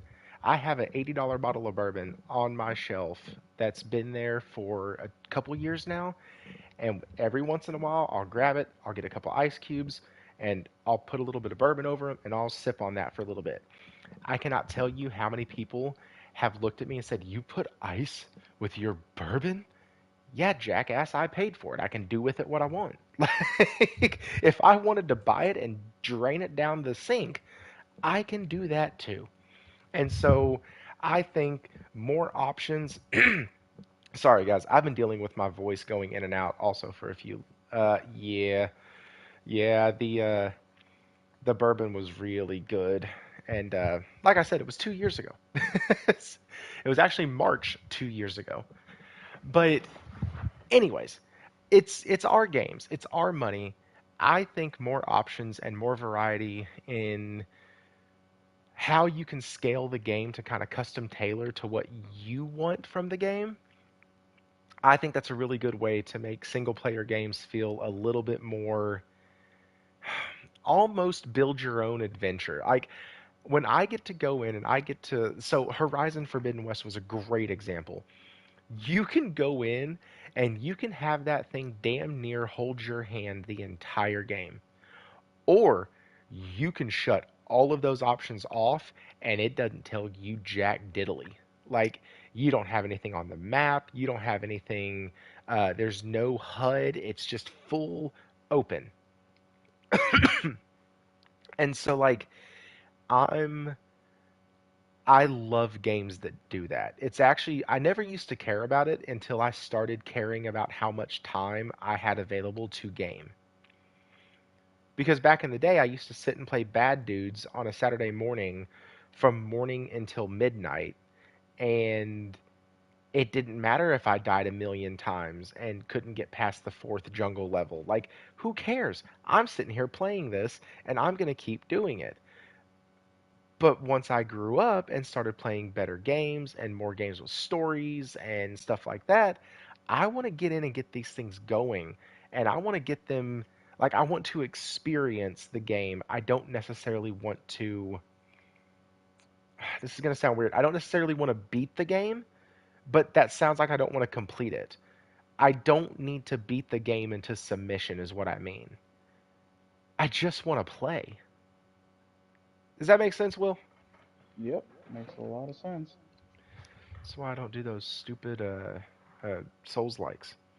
Now Wara's gonna It's all yell at about me, yeah. No, but no, you're right, bro. Everybody plays their and look, those guys that like them Souls games. Look, I understand it. I fully understand it. It's just that's not my style of gaming. So, it doesn't, it's not attractive to me, but I can see why it's attractive. And at the end of the day, it's a game, man. It doesn't matter how you play. And that's why I don't know, a couple months ago I said, doesn't matter if you play mobile a couple hours a year or if you're a hardcore gamer who puts in thousands of hours a year, you're both gamers to me. so one of the guys in the chat just said PS Pro is a day one for him, and let me go ahead and that is one of our topics tonight. So Will, thank you for pointing this out and sending me an article that didn't ask me to subscribe to read the rest of it. Uh, so PlayStation has come out, said their sales projections are down from 25 million to 21 million for this year, normal to happen halfway through the life cycle. That's led analysts and the entire gaming industry really has said 2024 is going to be the year for the new system, for the new PS5 Pro or whatever they decide to call it. A while back, we did get some really interesting information, some good information about what they're trying to do with the system. And I'm gonna go through this, but let me tell you essentially what it means. Plastic box, now make better picture. That's essentially what it's gonna come out to mean. Or plastic box, make picture move faster. Like that's what it's gonna do. They're gonna try to do it with 60 computing units. It's going to be based on the, or likely going to be based on the AMD RDNA 3 architecture. The processor itself may have up to 64 different processors, uh, but some will likely be disabled to ensure yields and console availability at the desired level. Additional information suggests that the PS5 Pro may feature a 16 gigabyte GDDR6. Holy shit. Sorry, I remember when the PS4 was coming out and it had the blah, blah, blah, blah, blah, the GDDR3, and now this one is going to have. That's just wow. The speed at which this stuff has to move is insane. Oh, sorry. Yeah, you're right. They had the GDDR4 and Xbox had the GDDR3. And that was like one of the big points of contention between the two. But essentially, the other reason why they're saying that the game need or that the PS5 Pro needs to be coming out soon is an interesting one that I didn't think about. We have GTA 6 coming in 2025. Sony more than likely is going to have the marketing for that game. And they want to make sure that that game can run a buttery smooth 60 FPS on their system. And what better way to sell your console than to sit and say, "Hey guys, the old one, it's going to be capped at 30. You'll get a 1440p 30, but the new one, you can play GTA 6 in 1440 at 60. Have a good day." Like that's what it feels like. It feels like they're planning for this. And I didn't even this article from CNBC is the one that like made me think and like realize that like oh shit. That makes complete sense. Why would you not have, like, Will, you mentioned it already in the show. Wara, I think, mentioned it in the chat and Discord earlier, talking about the level of GTA 6 and what it's going to do to the gaming industry and what it's going to do. Like, people are calling GTA 6 the shot in the arm to the industry. Like, they're expecting this game to sell and sell fast and sell a bunch. And so, like, this game, Sony's like, listen, we got to get this console ready. We got to get it out because wherever people play GTA 6 wins. And so, like, it's yeah, Twisted. Let me get back into the chat. Hang on. Let me see what you say. It's gonna help their first party games as well. Oh, absolutely. Like, I was listening or I was reading an article today, and we almost talked about it tonight, but it was about Kotaku was making a prediction that Ghost of Tsushima 2 is going to be slated for 2027 uh, as Very nice. a ending game of the generation, the way that Ghost of Tsushima 1 was an ending game for the PS4 life cycle. That is ridiculous. That is stupid. That is a stupid theory. I'm not Yeah, this is saying that why the I didn't theory cover it itself is tonight. stupid, but the evidence is so stupid. Like, that's why I didn't cover it tonight, because I was like, there is no way in hell that Sony is going to shelf that IP for that long. There is No. no chance. And if they did, like, Sony, that's a major L, and I will Yeah. roast you up one way and down the other. Because that game, in the words of Game Cross, if you want to just print money, give us Ghost of Tsushima 2. You can have all the money you Mhm. want. We'll give it to you willingly. Like, Yep. No it's questions asked. not even one. Is it gonna? Do you even know anything about the game? I know the title. It's Yep. called. It's Ghost of Tsushima 2. I don't need to know anything else about the game. Well, did you hear they're going to give him like a flintlock pistol? Don't give a shit. It's Ghost of Tsushima 2. Yep. Like, I am in that game as fast as they can open up the pre-release or the pre-orders. Sorry, pre-release is Magic the Gathering. Big My bad. facts. I'm getting collector's edition on that. I missed out on the first one. Oh, it's going to be another one that I hope comes with the map. And Hmm. so, yeah, I'm going to end up getting collectors on that too. I'm becoming one of those map collectors. Final Fantasy 16 did it for me. I want a lot of those cloth maps, and I've been looking at eBay because you can like find them for pretty cheap, like 15, $20 a mat. And Yeah. so that stuff's Hey, just really cool. dude, I just talked to Hero about this yesterday. Like the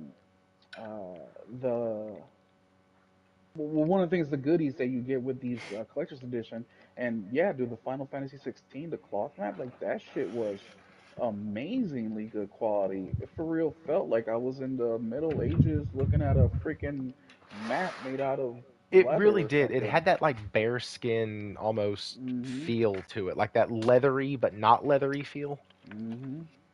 I absolutely love that map, and it's it's gonna have a special place in my heart, anyways, because it was the first collector's edition anything I've ever purchased when it comes to gaming. Because I've always taken the route of I don't want to spend the money because I try to, I've always been this way. Whether I have money or not at the time, it's one of those things that I have always been a gamer that has been conscious of his spending on his hobbies because I know myself and I know I will go psychotic with spending if I don't keep myself in check. I will become a Will or a Nelson, and that's not good for myself or my household. So, like, it's one of those things that do I want all the newest, latest, and greatest all at the same time? Absolutely. But do I need to? No, I don't need to. But anyways, let's get into the Jim Ryan stuff. Did you have a chance? Let me ask the chat this. Chat, are you here for the PS5 Pro day one? Is that something that you've just in your head have said, "Hey, this is what I'm getting. No matter what, I'm getting it day one." Uh, why not? I have to keep myself hobbies. F yeah. Okay, okay. Got a little bit of twisteds, twisteds all over that. Michael, that's how I am.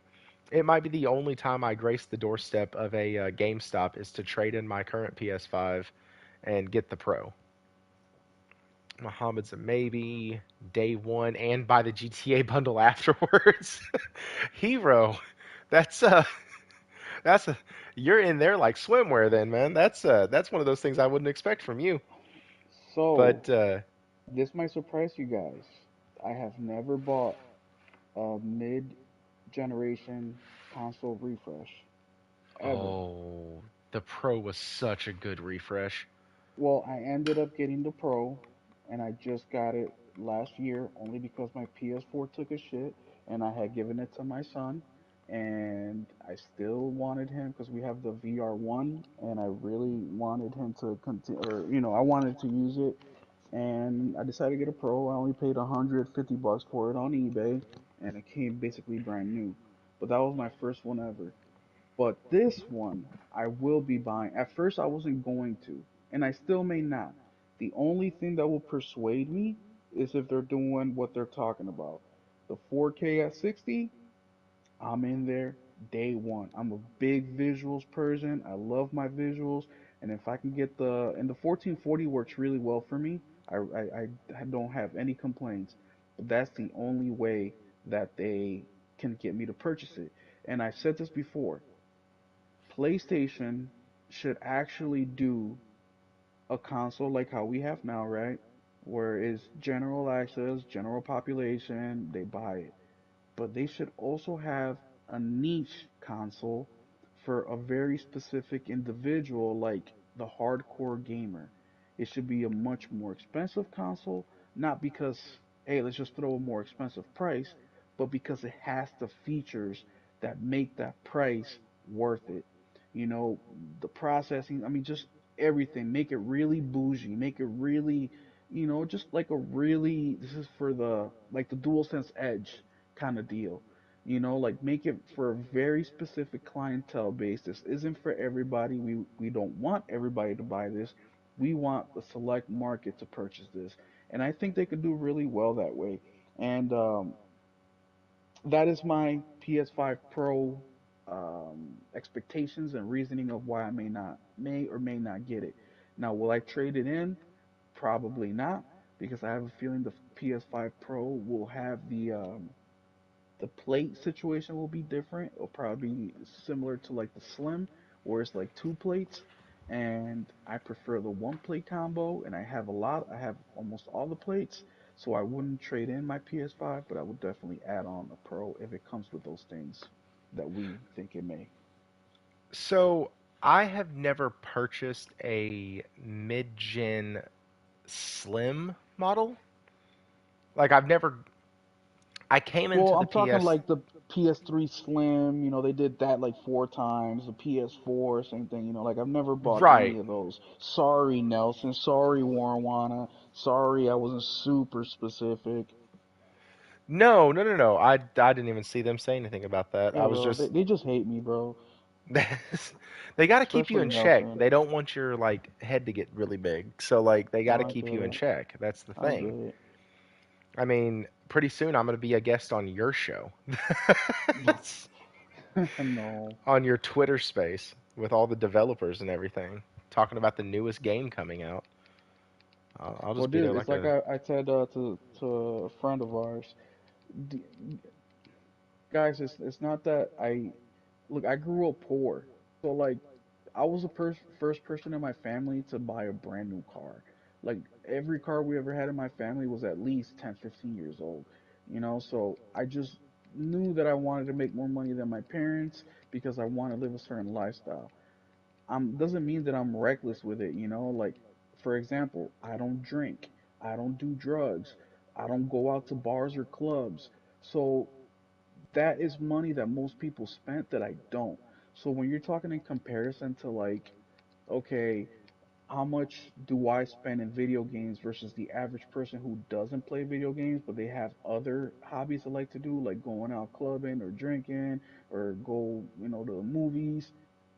I'm probably saving more money buying 2 games, 3 games day one and a couple indie games than Mm-hmm. somebody who goes out drinking Friday night and Saturday night who are dropping $100 each night, plus, the clothes to go out that weekend, plus the going out to eat and all that stuff. So it may look like I buy a lot of shit, which I kind of do, but it's not to the extent where some people think. And like my video game collection, that's over years of me buying shit. And I would say 70% of the shit that I have is I got it like the my first Xbox game ever, the what do you call it? We were talking about that earlier. Shadow of Mordor. I just got it because it was $5, you know, and it's an interesting game. So a lot of my games are just like that. So for the guys out there that want to buy more games, you absolutely can. Remember, these games day one are $70. You wait a few months, they'll be $50. You wait even longer, if it's AAA, or I mean third party, it'll be down to the 10, $20 range within 6 months to a year. So if you can wait that long, now you're getting 3, 4 games for the price of one day one game, if that Mm-hmm. makes any sense. Yeah. No, that's so. I was going through the sale earlier, and so many of the games on there say purchased already. And it's because I've gotten them on a sale. Like I've found them and said, "Oh, cool, I want that," or it was one of my 3 games that I purchased. But let's go ahead and dive in to. We've already discussed that. You know what? I don't really give a shit about the execs. We're gonna kill the Jim Ryan thing. Basically, what he said was that he was the hardest thing he ever had to do was navigate the company through COVID. Uh, it took a toll on development, took a toll on all that stuff, and basically said that it was really hard for the devs because typically they would have these meetings where they would be brainstorming and they'd have pizza all over the place, and it was like you have this picture in my brain at least of like what you would expect at like a marketing firm where everyone's just sitting around a table eating pizza trying to spitball to get the next best idea out, and said they couldn't do that. It really took a toll on it. And they asked him what was one of the things that he was going to miss the least, or what he was planning on doing after. And he said, "I think I want to let my body rest for a little bit and get used to not having so much jet lag from having to fly everywhere all the time." He goes, "After that, I still have a ton of people in this industry. I still I'll still plan on talking to a lot of people. And who knows? I have some other things in the pipeline." Like, so that's really cool. I'm interested to see what he does. And then, the thing we shit on Jim Ryan about is most of us think that he's not a gamer. He's, he was, they asked him what his favorite games were for each generation. And it was really cool that he was able to sit there and literally named a game from each generation and gave a brief reason as to why it was it was his pick for that generation. And so, What game did he say? hang on, let me get there. Yep, okay. This is from Variety. He said on the PS1 it was Ridge Racer, and he said I and most people were like, "Wow, this is really different and a really fun and enjoyable game to play." It set the standard for much of what was to follow in that generation. PS2 was Grand Theft Auto 3. He said it was such a transformative title for that generation, and as a cultural moment, it's had a huge and lasting impact on the gaming industry and certainly on PlayStation. PS3 was Uncharted Drake's Fortune. Technology at this point was starting to enable storytelling and narrative and emotion in a different way from anything that has been possible hitherto. I am very proud that this came from our own studio, Naughty Dog. 2018, Marvel Spider-Man. No secret there. They bought the damn thing. They bought Insomniac because of Spider-Man. Well, not because of, but they bought them and put a ring on it during that time. This game was so amazing and seemed to resonate so well with the PlayStation community. It set us up for takeoff in the second half of what was really a successful cycle. And then on PS5, it was God of War Ragnarok. He said it's obviously a wonderful game and wonderfully critiqued, but it coincided with the time that we were finally able to start building enough PS5s. Things snowballed in such a beautiful way. Like, you can tell he appreciates these games, but also you can tell the dude's just a businessman at the same time. Because every time it was like the impact on the community, the way the game sold, or like that, I thought was really, really cool. Because that, at least to me, he at least knows about the industry. I don't know if he sits and plays these games for hours on end, but he at least does have his finger on the pulse of the industry, which is always nice. And what he said, the quote that he said earlier, was that they asked on his exit, Ryan says he won't miss the constant jet lag amid years of regular flights between Sony headquarters in Tokyo, his home in London, and PlayStation ops in San Mateo, California. But he's got a new quest in mind, which he'll only tease for now. In quotes, it says, "I still have a huge resources of energy and passion that I'm looking forward to deploying in some slightly different ways. I've got a few things bubbling. I can't say what they are, but I'm going to take my life in a little bit of a different direction." Dude, how awesome would it be if Jim Ryan was like, I'm not gonna be CEO anymore or in charge of PlayStation, but I have some energy and ideas, and I'm gonna be developing a game or just Dude, some that's crazy the shit like that. first thing I thought. That's the first thing I thought of was, oh, we're about to get a game. Yeah, That's and I mean, what's his like, name? Mike Cerny did it, with Knack, and look, it honestly doesn't surprise me, right? Because I think in order to make it that big, you know, um, rank wise, right? Whether it's at PlayStation or Xbox or just like your job, my job, everybody's job, a lot of these guys may not, be gamers, but they've played games. And like I've sure, always said, gaming is for everybody. The question is, will everybody take a chance on gaming?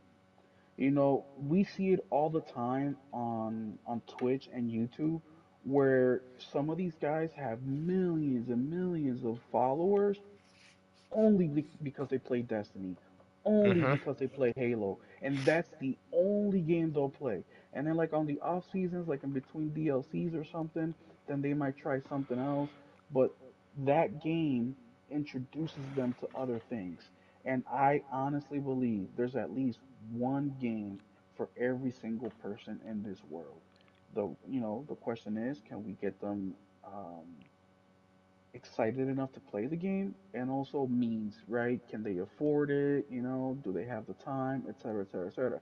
But somebody like Jim, uh, being the top dog of PlayStation, and like he said, the jet lagging, the traveling, it really doesn't leave much room for gaming. I mean, we're blessed. I took a demotion at work so I can have more time. Not for gaming in specific, that's just another perk. I get a little bit more gaming time, but because I wanted to spend more time with family, I wanted more consistency in my schedule, right? But who knows? Was to maybe Jim was one day on a Tuesday, he's flying to London from Tokyo, and he's tired as hell, and maybe he had a stressful business meeting, and he's sitting on his private jet, drinking his water, and he's like, man, I really wish I can play some games right now. I wish PlayStation has something mobile. And all of a sudden, maybe the Portal came up. Maybe it's like, oh, we've tried Portal, it didn't really work out, but maybe if we find a cheaper entry, hey, what about the Portal? We don't know. Now that probably didn't happen, but when you're involved with something on a daily, you're gonna eventually want to try it, right? And maybe just that interest alone will get you to where you want to go professionally. Maybe because he did like those games, that's what pushed him to go even harder on his work and get promoted. Doesn't mean he's a hardcore gamer like us, but maybe that just little bit of interest is enough to push a person towards the edge to the next level. Yeah. Yeah, no, and I think that that's the first thing I thought of was, oh shit, he's going to develop a game. I That'd be thought that would be kind awesome. of cool. I'd buy his Um, game day one I probably would too. for the history books. Yeah, like, hey, this was Jim Ryan's third. So one of the things they do in like the cigar world um, You is smoke if you, cigars? uh, yes, Oh, that's cool. I didn't know that. it's because I don't do it near as much as I used to. But one of the cool Mm. things, so like, there's a company out there called Christoph, and they had a guy, Jason Thubodeau, I think, or Therodo, or something like that. Anyways, he was one of the heads of the company and he was going to be stepping down or something like that. And they let him design and create his own blend and his own cigar. It was called the JT, which were just his initials. And like, one, the cigar was delicious, but two, I ended up like, I really appreciate when companies do that. Like, hey, here's your last hurrah. Or here is that one thing kind of in tribute to you while they're still living. You know what I mean? Like, I love that stuff.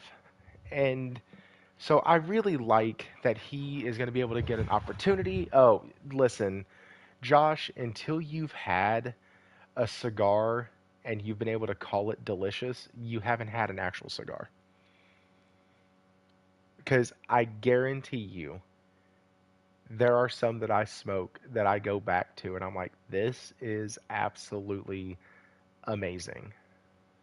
And yeah, anyways, I I don't do anything halfway. I really don't. And so like if I like something, I am in it to win it. In Australia, people just smoke crack. That's the only way y'all can deal with y'all's problems. And so, oh, okay. So why is my guys? Something's going on with YouTube. Like I, I can't see any of the messages on YouTube now. I can see them coming through on the PlayStation, but not on YouTube. Give me a second to try to refresh this. I don't know why. Why does this thing hate me lately? Okay. Yep. Nope. Warawana, I believe, sent a message, and it's gone. I don't know where it went, but it's gone. I can't see it now. Awesome. That's cool. Anyways, let's get into our last topic. We got about 7 minutes for it. It got flagged. Okay. I was like, where the hell did it go? Dang it, Wara. Is he. Can, make sure he's not in timeout, I guess. Oh, shoot. I gotta change some of those settings. That's not gonna work out. Anyways, I can do that later. So let's get into the last topic real quick. Star Wars has had kind of a hell of a week, and wow, like supposedly we're getting Respawn is going to be working on a or is working on a Mandalorian game. They have not told us uh, kind of who the Mandalorian's going to be. I'm pretty sure it's going to coincide with the series, but also there was some stuff that happened today with Nelson's going to shoot me if I get the name wrong.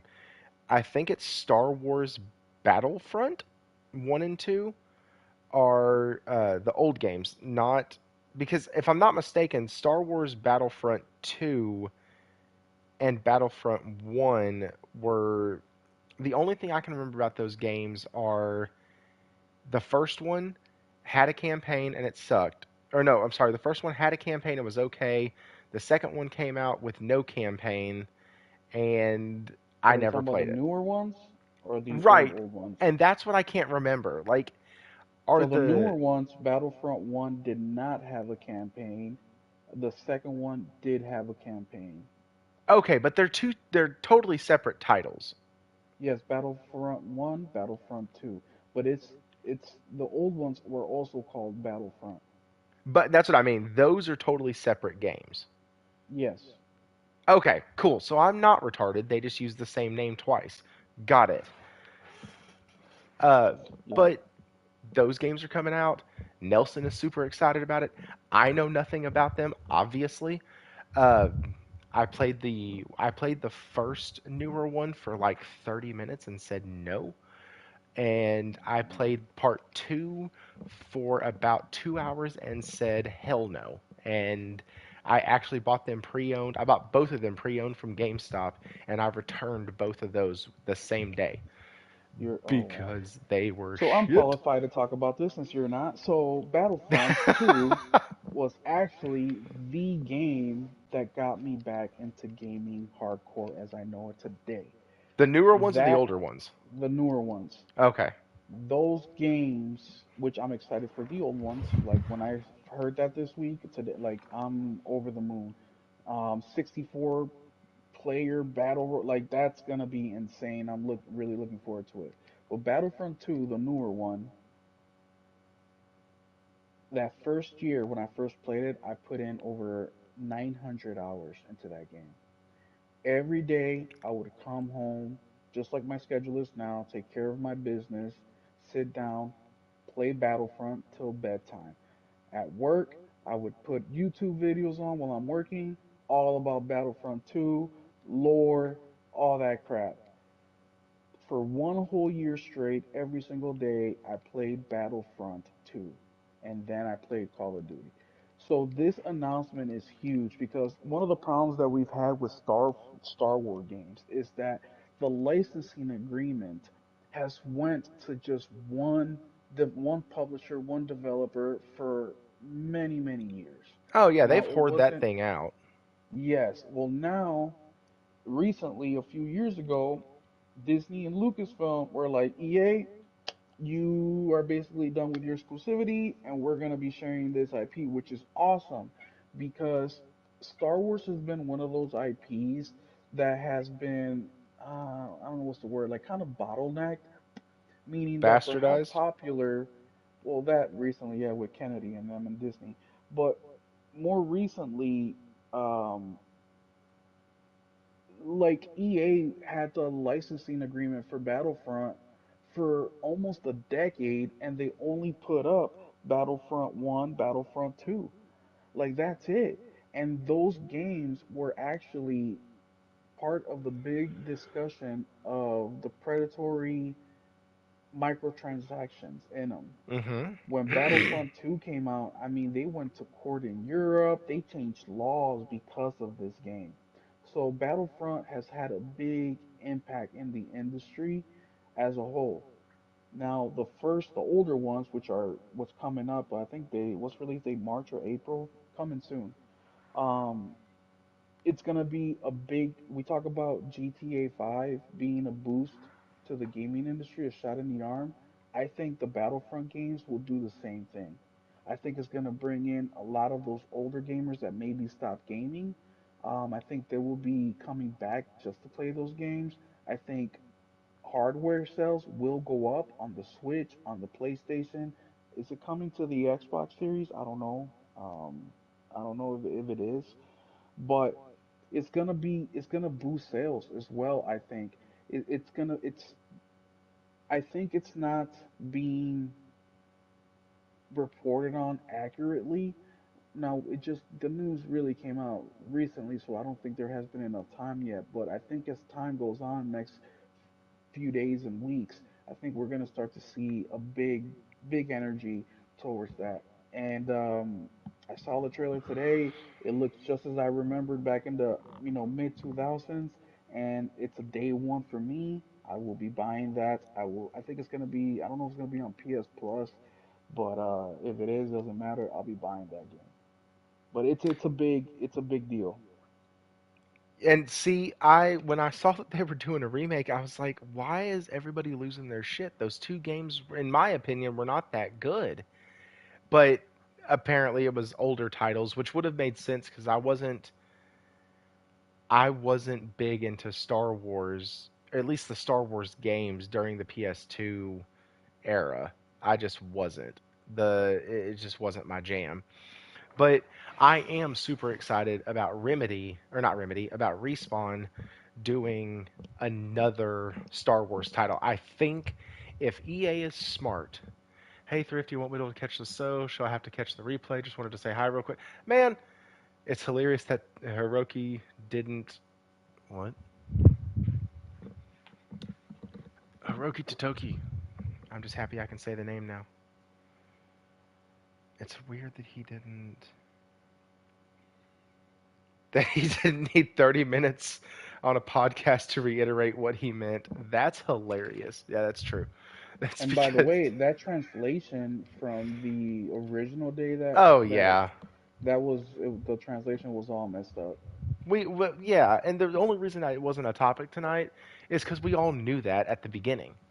Hmm. Like, it's it's not like a while back when I asked you a few questions on Xbox or whatnot. This was like several shows ago. You said, "Man, it's the same thing. It's the same thing." Like, I am trying. I don't want to cover stuff that we already know. You know what I mean?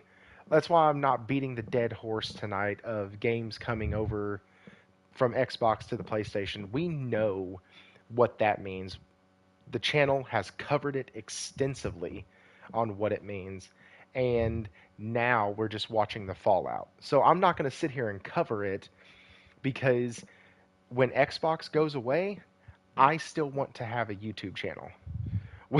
So that means hate watching and all that stuff. Cool, it's good for likes, it's good for engagement, it's good for the numbers, but I still want to cover generic, regular, old, everyday gaming news. What games are coming out? What are we looking forward to? What new publisher got the ability to do an IP? And so like having a EA having Respawn, I think they have found that Respawn is basically to EA what Insomniac is to Sony. Just about. You know what I mean? Like if they do the thing real well and the developers are still having fun and they're still excited about it and they're still being creative with it, let them do the Star Wars games. Like Right. make them the Star Wars franchise or the Star Wars dev team. That is them. They And need then to do the Star Wars and Titanfall shit. oh, that'd be so cool. Like, dude, Titanfall is a $40 game. 6 hours, $40. I'll take it. Hell yeah. Dude, and dude, look at this. Look, and that's the thing. Some people don't realize the impact Helldivers is going to have on the industry, man. That's It's what I going said at to the beginning. really wake up a lot of these, and I hope it does because look, gamers, we complain, but we'll spend the money and we'll be happy about it. We will, we, that meme, where they're banging the credit card on the desk, like, take my money. Like, that's gamers. We want to because we know the value of a game. Like I was telling a customer of mine today, I'm like, dude, I took my kid to go see the Spider-Man movie at the theaters. It was $15 per ticket, so $30 on the tickets. I spent another $20 just on a soda and a popcorn, and I ended up buying him a candy and then we shared a hot dog. They're big, we cut it in half. I spent like 70, $80. I could have bought a game day one and had, if it's an open world game, between 60 to $100 of entertainment. But now I spent $70 on a 2 hour movie. If you include the drive there and back, 2 hours and 30 minutes. Like the value proposition between games, it's incredible. And now with a movie, you're sitting there watching it. With a game, you're in it, man. You're making the decisions. You decide if you go left or right. You decide who to shoot, not to shoot. Like it's insane. And bringing it back to Starfield and Respawn and Insomniac, it sucks because these developers are extremely talented and they're doing the best they can and they're pushing out more games than just about anybody else in the industry, right? At this level of this quality in these numbers. And it's kind of bittersweet because why can't there be more like them? But at the same time, it's like, well, they're special, they're gifted, and that's what makes them them. And you're like, imagine if the industry just had even 20% of the talent and drive that these guys have, how much better it would be for not just the gamer, but for the bottom line of a lot of these companies. And it's something that I've been thinking about lately, especially with, how much things cost and inflation and all the games that are coming out and just looking at my own personal finances and seeing what I can get and can't get. And it's like, man, this hobby of ours is so awesome and we want to give them the money, but we also want them to earn it. And then we have a game like Helldivers that come out that it's amazing. We have Vanisher that comes out that it's good. We have Pacific Drive that I'll be checking out in about 10 minutes. That good reviews have been coming out. Stellar Blade that are doing things that are different, that are going against the grain, that are not caring what people think. You have Dragon's Dogma that's coming out in March as well. That's a highly anticipated sequel that I think will be even bigger than the first one was. And that's just the first 4 months of the year. And now you have the excitement. Never mind. I don't want to talk about the Xbox games from the PlayStation. Um, the opposite of excitement from the Xbox gamers. The industry is on fire right now, and I think this is a pivotal moment for the gaming industry, whether good or bad. We don't know. Only time will tell. But what I am seeing is developers are saying, "Hey, this the way that we're going is bullshit. It's not working." We have publishers saying the way that we're going is bullshit. It's not working. We're spending X amount of money. We're getting X amount of money in return. Alan Wake, the numbers just came back. They sold 1.5 million copies. They Mm. they said Respawn said, not Respawn, but I forget their name. The developers of Alan Wake said, we are confident that we will break even in the next couple of years. In the next couple of years. Think about that. We are confident that we will break even in the next couple of years. Now, uh, there's a lot of issues with that, obviously, right? They're a talented group of people. I mean, Control, Alan Wake, those are all great games. They're complete games. There's really not bugs. The stories are solid, but that is a problem when you have a developer as talented as the people who made Alan Wake saying, "Well, we might be um, breaking even in a couple of years." You're sitting there like, what? So something has to give. Now, do I feel sorry for them? No, I don't. Because like I've been saying, back in the 90s, I remember my mom buying me Donkey Kong for the Super Nintendo and she paid 80 bucks for it at GameStop. 80 bucks is like 120, 130 bucks in today's money. And Donkey Kong to Nintendo cost nothing but $500,000 to make. So they were raking it in. And now they're still selling, well, actually selling way more copies. The money has increased a tad bit, but they're struggling because production costs has went through the roof. That is not my problem. I do not care. It becomes my problem when now you're releasing less games. There's a shit ton of microtransactions because you're trying to get your money back because you made a poor decision, because you're trying to do the formula, because you think that's what's going to make you the money, when in reality is just make a good game and the game will sell. Yeah, and Henry in chat even just said that $40 to $50 games is about to be the waves, and games don't have to have $200 million budgets to be good. Facts. I Which I still fully, want, by the way. I want my $200 million budget game. I want my Ghost of Tsushima, which costs 60, but I want my God of Wars. I want these games still. They need to find a better balance.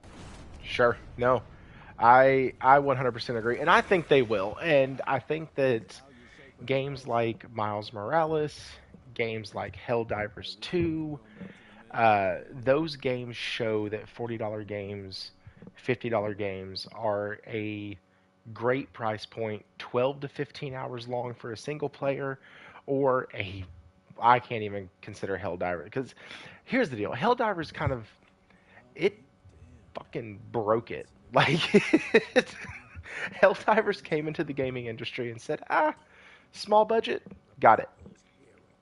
Low Thrifty, price of entry, got it. Like, say and the name then again. do what? Say the name again for the CFO of Sony. Hiroki Totoki. Hiroki Totoki.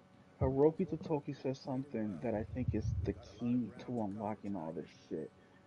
He said when he was talking about, I think it was Bungie, and he said, "Yeah, I went there. They're very talented. They're very motivated, but I think they can basically do better managing the resources, right?" I think that is key. Management in this gaming industry is the key to everything Mm. because look at Xbox and their management. It has caused failure over there. It has caused them to go third party. Now look at management at PlayStation. They're super successful. Their games sell a shit ton. But both are still struggling in a way, right? Xbox, they can't sell, they can't make a good game, they can't make money. PlayStation is they can make a great game, they can make money, but they're spending too much money.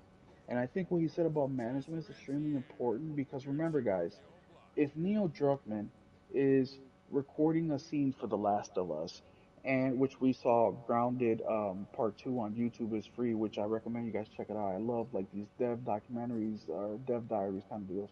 But let's say Neil Druckmann didn't really like how um, Ellie, the voice actor for Ellie or Joel, I forget his name, talented dude, um, said a line, right? Like it was good, it was good. You put in the game, the gamer's really gonna love it. But for him personally, he's like, maybe he said the word and he extended the and a millisecond too much.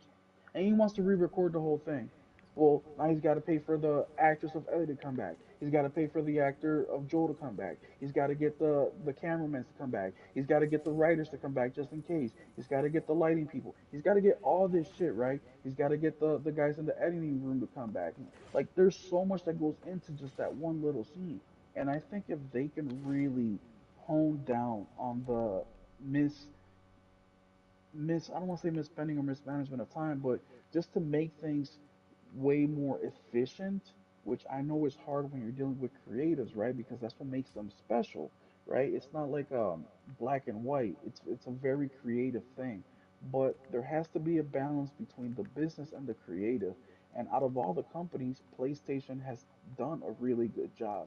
But I think if they can hone down on that, we can essentially get maybe a Last of Us from $300 million budget to maybe a $200 million budget.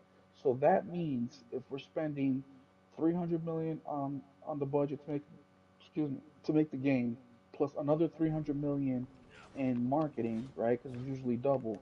So now we go from 600 million to 400 million. Do you think that $200 million makes a difference? Absolutely. I mean, we're making Ghost of Tsushima for 60 million. So if we use that quick little formula, that means you can get two and a half more games for the same money. Now you're getting what you want Mhm. as the Yeah. publisher and developer, and the gamers are getting what they want, more quality games. No, that's what you mentioned earlier, and I fully agree. Also, I just got out of the kind of the intro spot of the game, and that red mist does go away. So you should try the game again. Okay. I'm I'll just do that telling you. when you try Cyberpunk. No, it was the Uh, greatest game of our generation. no, that's Ghost of Tsushima. Uh, uh, yeah, okay, thank you. Yeah, no, Ghost of Tsushima is still the best game that all around that I've ever played. It is so good. Um, My favorite PS4 game. yes, you know what? I'll at least go there with you. It's 100% agree. My Hey, Thrifty, absolute favorite. we should plan a podcast where we really get the community involved and just do like a top 100 games and just do something like that where everybody can chip in, maybe have guests come in and give them like 5-10 minutes and we just talk about games, man. I think that would be something really cool. Ooh, that would be real fun. And because of the party chat system, you can do that. Yeah. Oh, that would be fun. Guys, that is actually the show for tonight. It is 11 o'clock. I have a meeting at my son's school in the morning that I cannot be late to. And so Ooh, it's a, perfect timing. yeah, I mean, yeah, worked out great. Pacific 11 Drive o'clock. just sent me a notification ready to play, so okay. Dude, the day that I get my Final Fantasy thing that says it's downloaded and ready, I'm going to lose my shit. I hope I'm not Does at work at the time because I will be worthless the rest of the day. does it tell you right now how many gigs it is? It's like 160 or 50 or 40 or something, isn't Sheesh, it? that is huge. I mean, yeah, I'm gonna have to clear out some space on my SSD, but I'm gonna make it work. Like, Oh, absolutely. I told my son, I was like, listen, if I can't fit this on here, Genshin Impact is going bye bye. You don't have And a SSD installed in there? I do. It doesn't matter, but I do. Because I got two. I got two. Yeah, I got 2 gigs total. The I 800 have. that comes with the. Oh yeah, yeah, yeah, yeah. I have a 1 gig put in there, Yeah, but you can fit a lot of games in there. yeah, you can. But I'm Like, currently juggling so many that I need to really just beat a damn game and move on and delete it and keep going. But I start so many games, put 12 to 20 hours in them, and then by that point something else catches my eye and then I move over to that. That's why I like 12 to 20 hour games because I generally bounce off of a game after about 12 to 20 hours. Unless it's a title that I'm like in it, like God of War, Spider-Man, Final Fantasy 16, Hogwarts Legacy last year. Like those games, I never bounced off of them once. Uh, and it's because I was in love with those games. Uh, anyways, guys, y'all have a good night. Check out the sale. Also, we are coming into spring, so we will be getting all of our like Amazon spring deals and our Best Buy spring stuff. And so, like, springtime, they start doing a lot of sales. So, check those out as well. Save money where you can. We have a hell of a year this year in gaming. And if tonight's show said anything, it's that we are here for the games. We really are. We're here for the games. We're here for y'all. And it's going to be a wonderful, wonderful year. Uh, Next week, is going to be awesome because we will have the stream, and then after the stream, we will have probably a short break, and then starting Final Fantasy. So, super excited about that. Uh, I cannot say that name, but I'm so happy you're here. I would rather not say it than butcher it really badly. Hit that like button, subscribe if you haven't already. As always, guys, stay thrifty.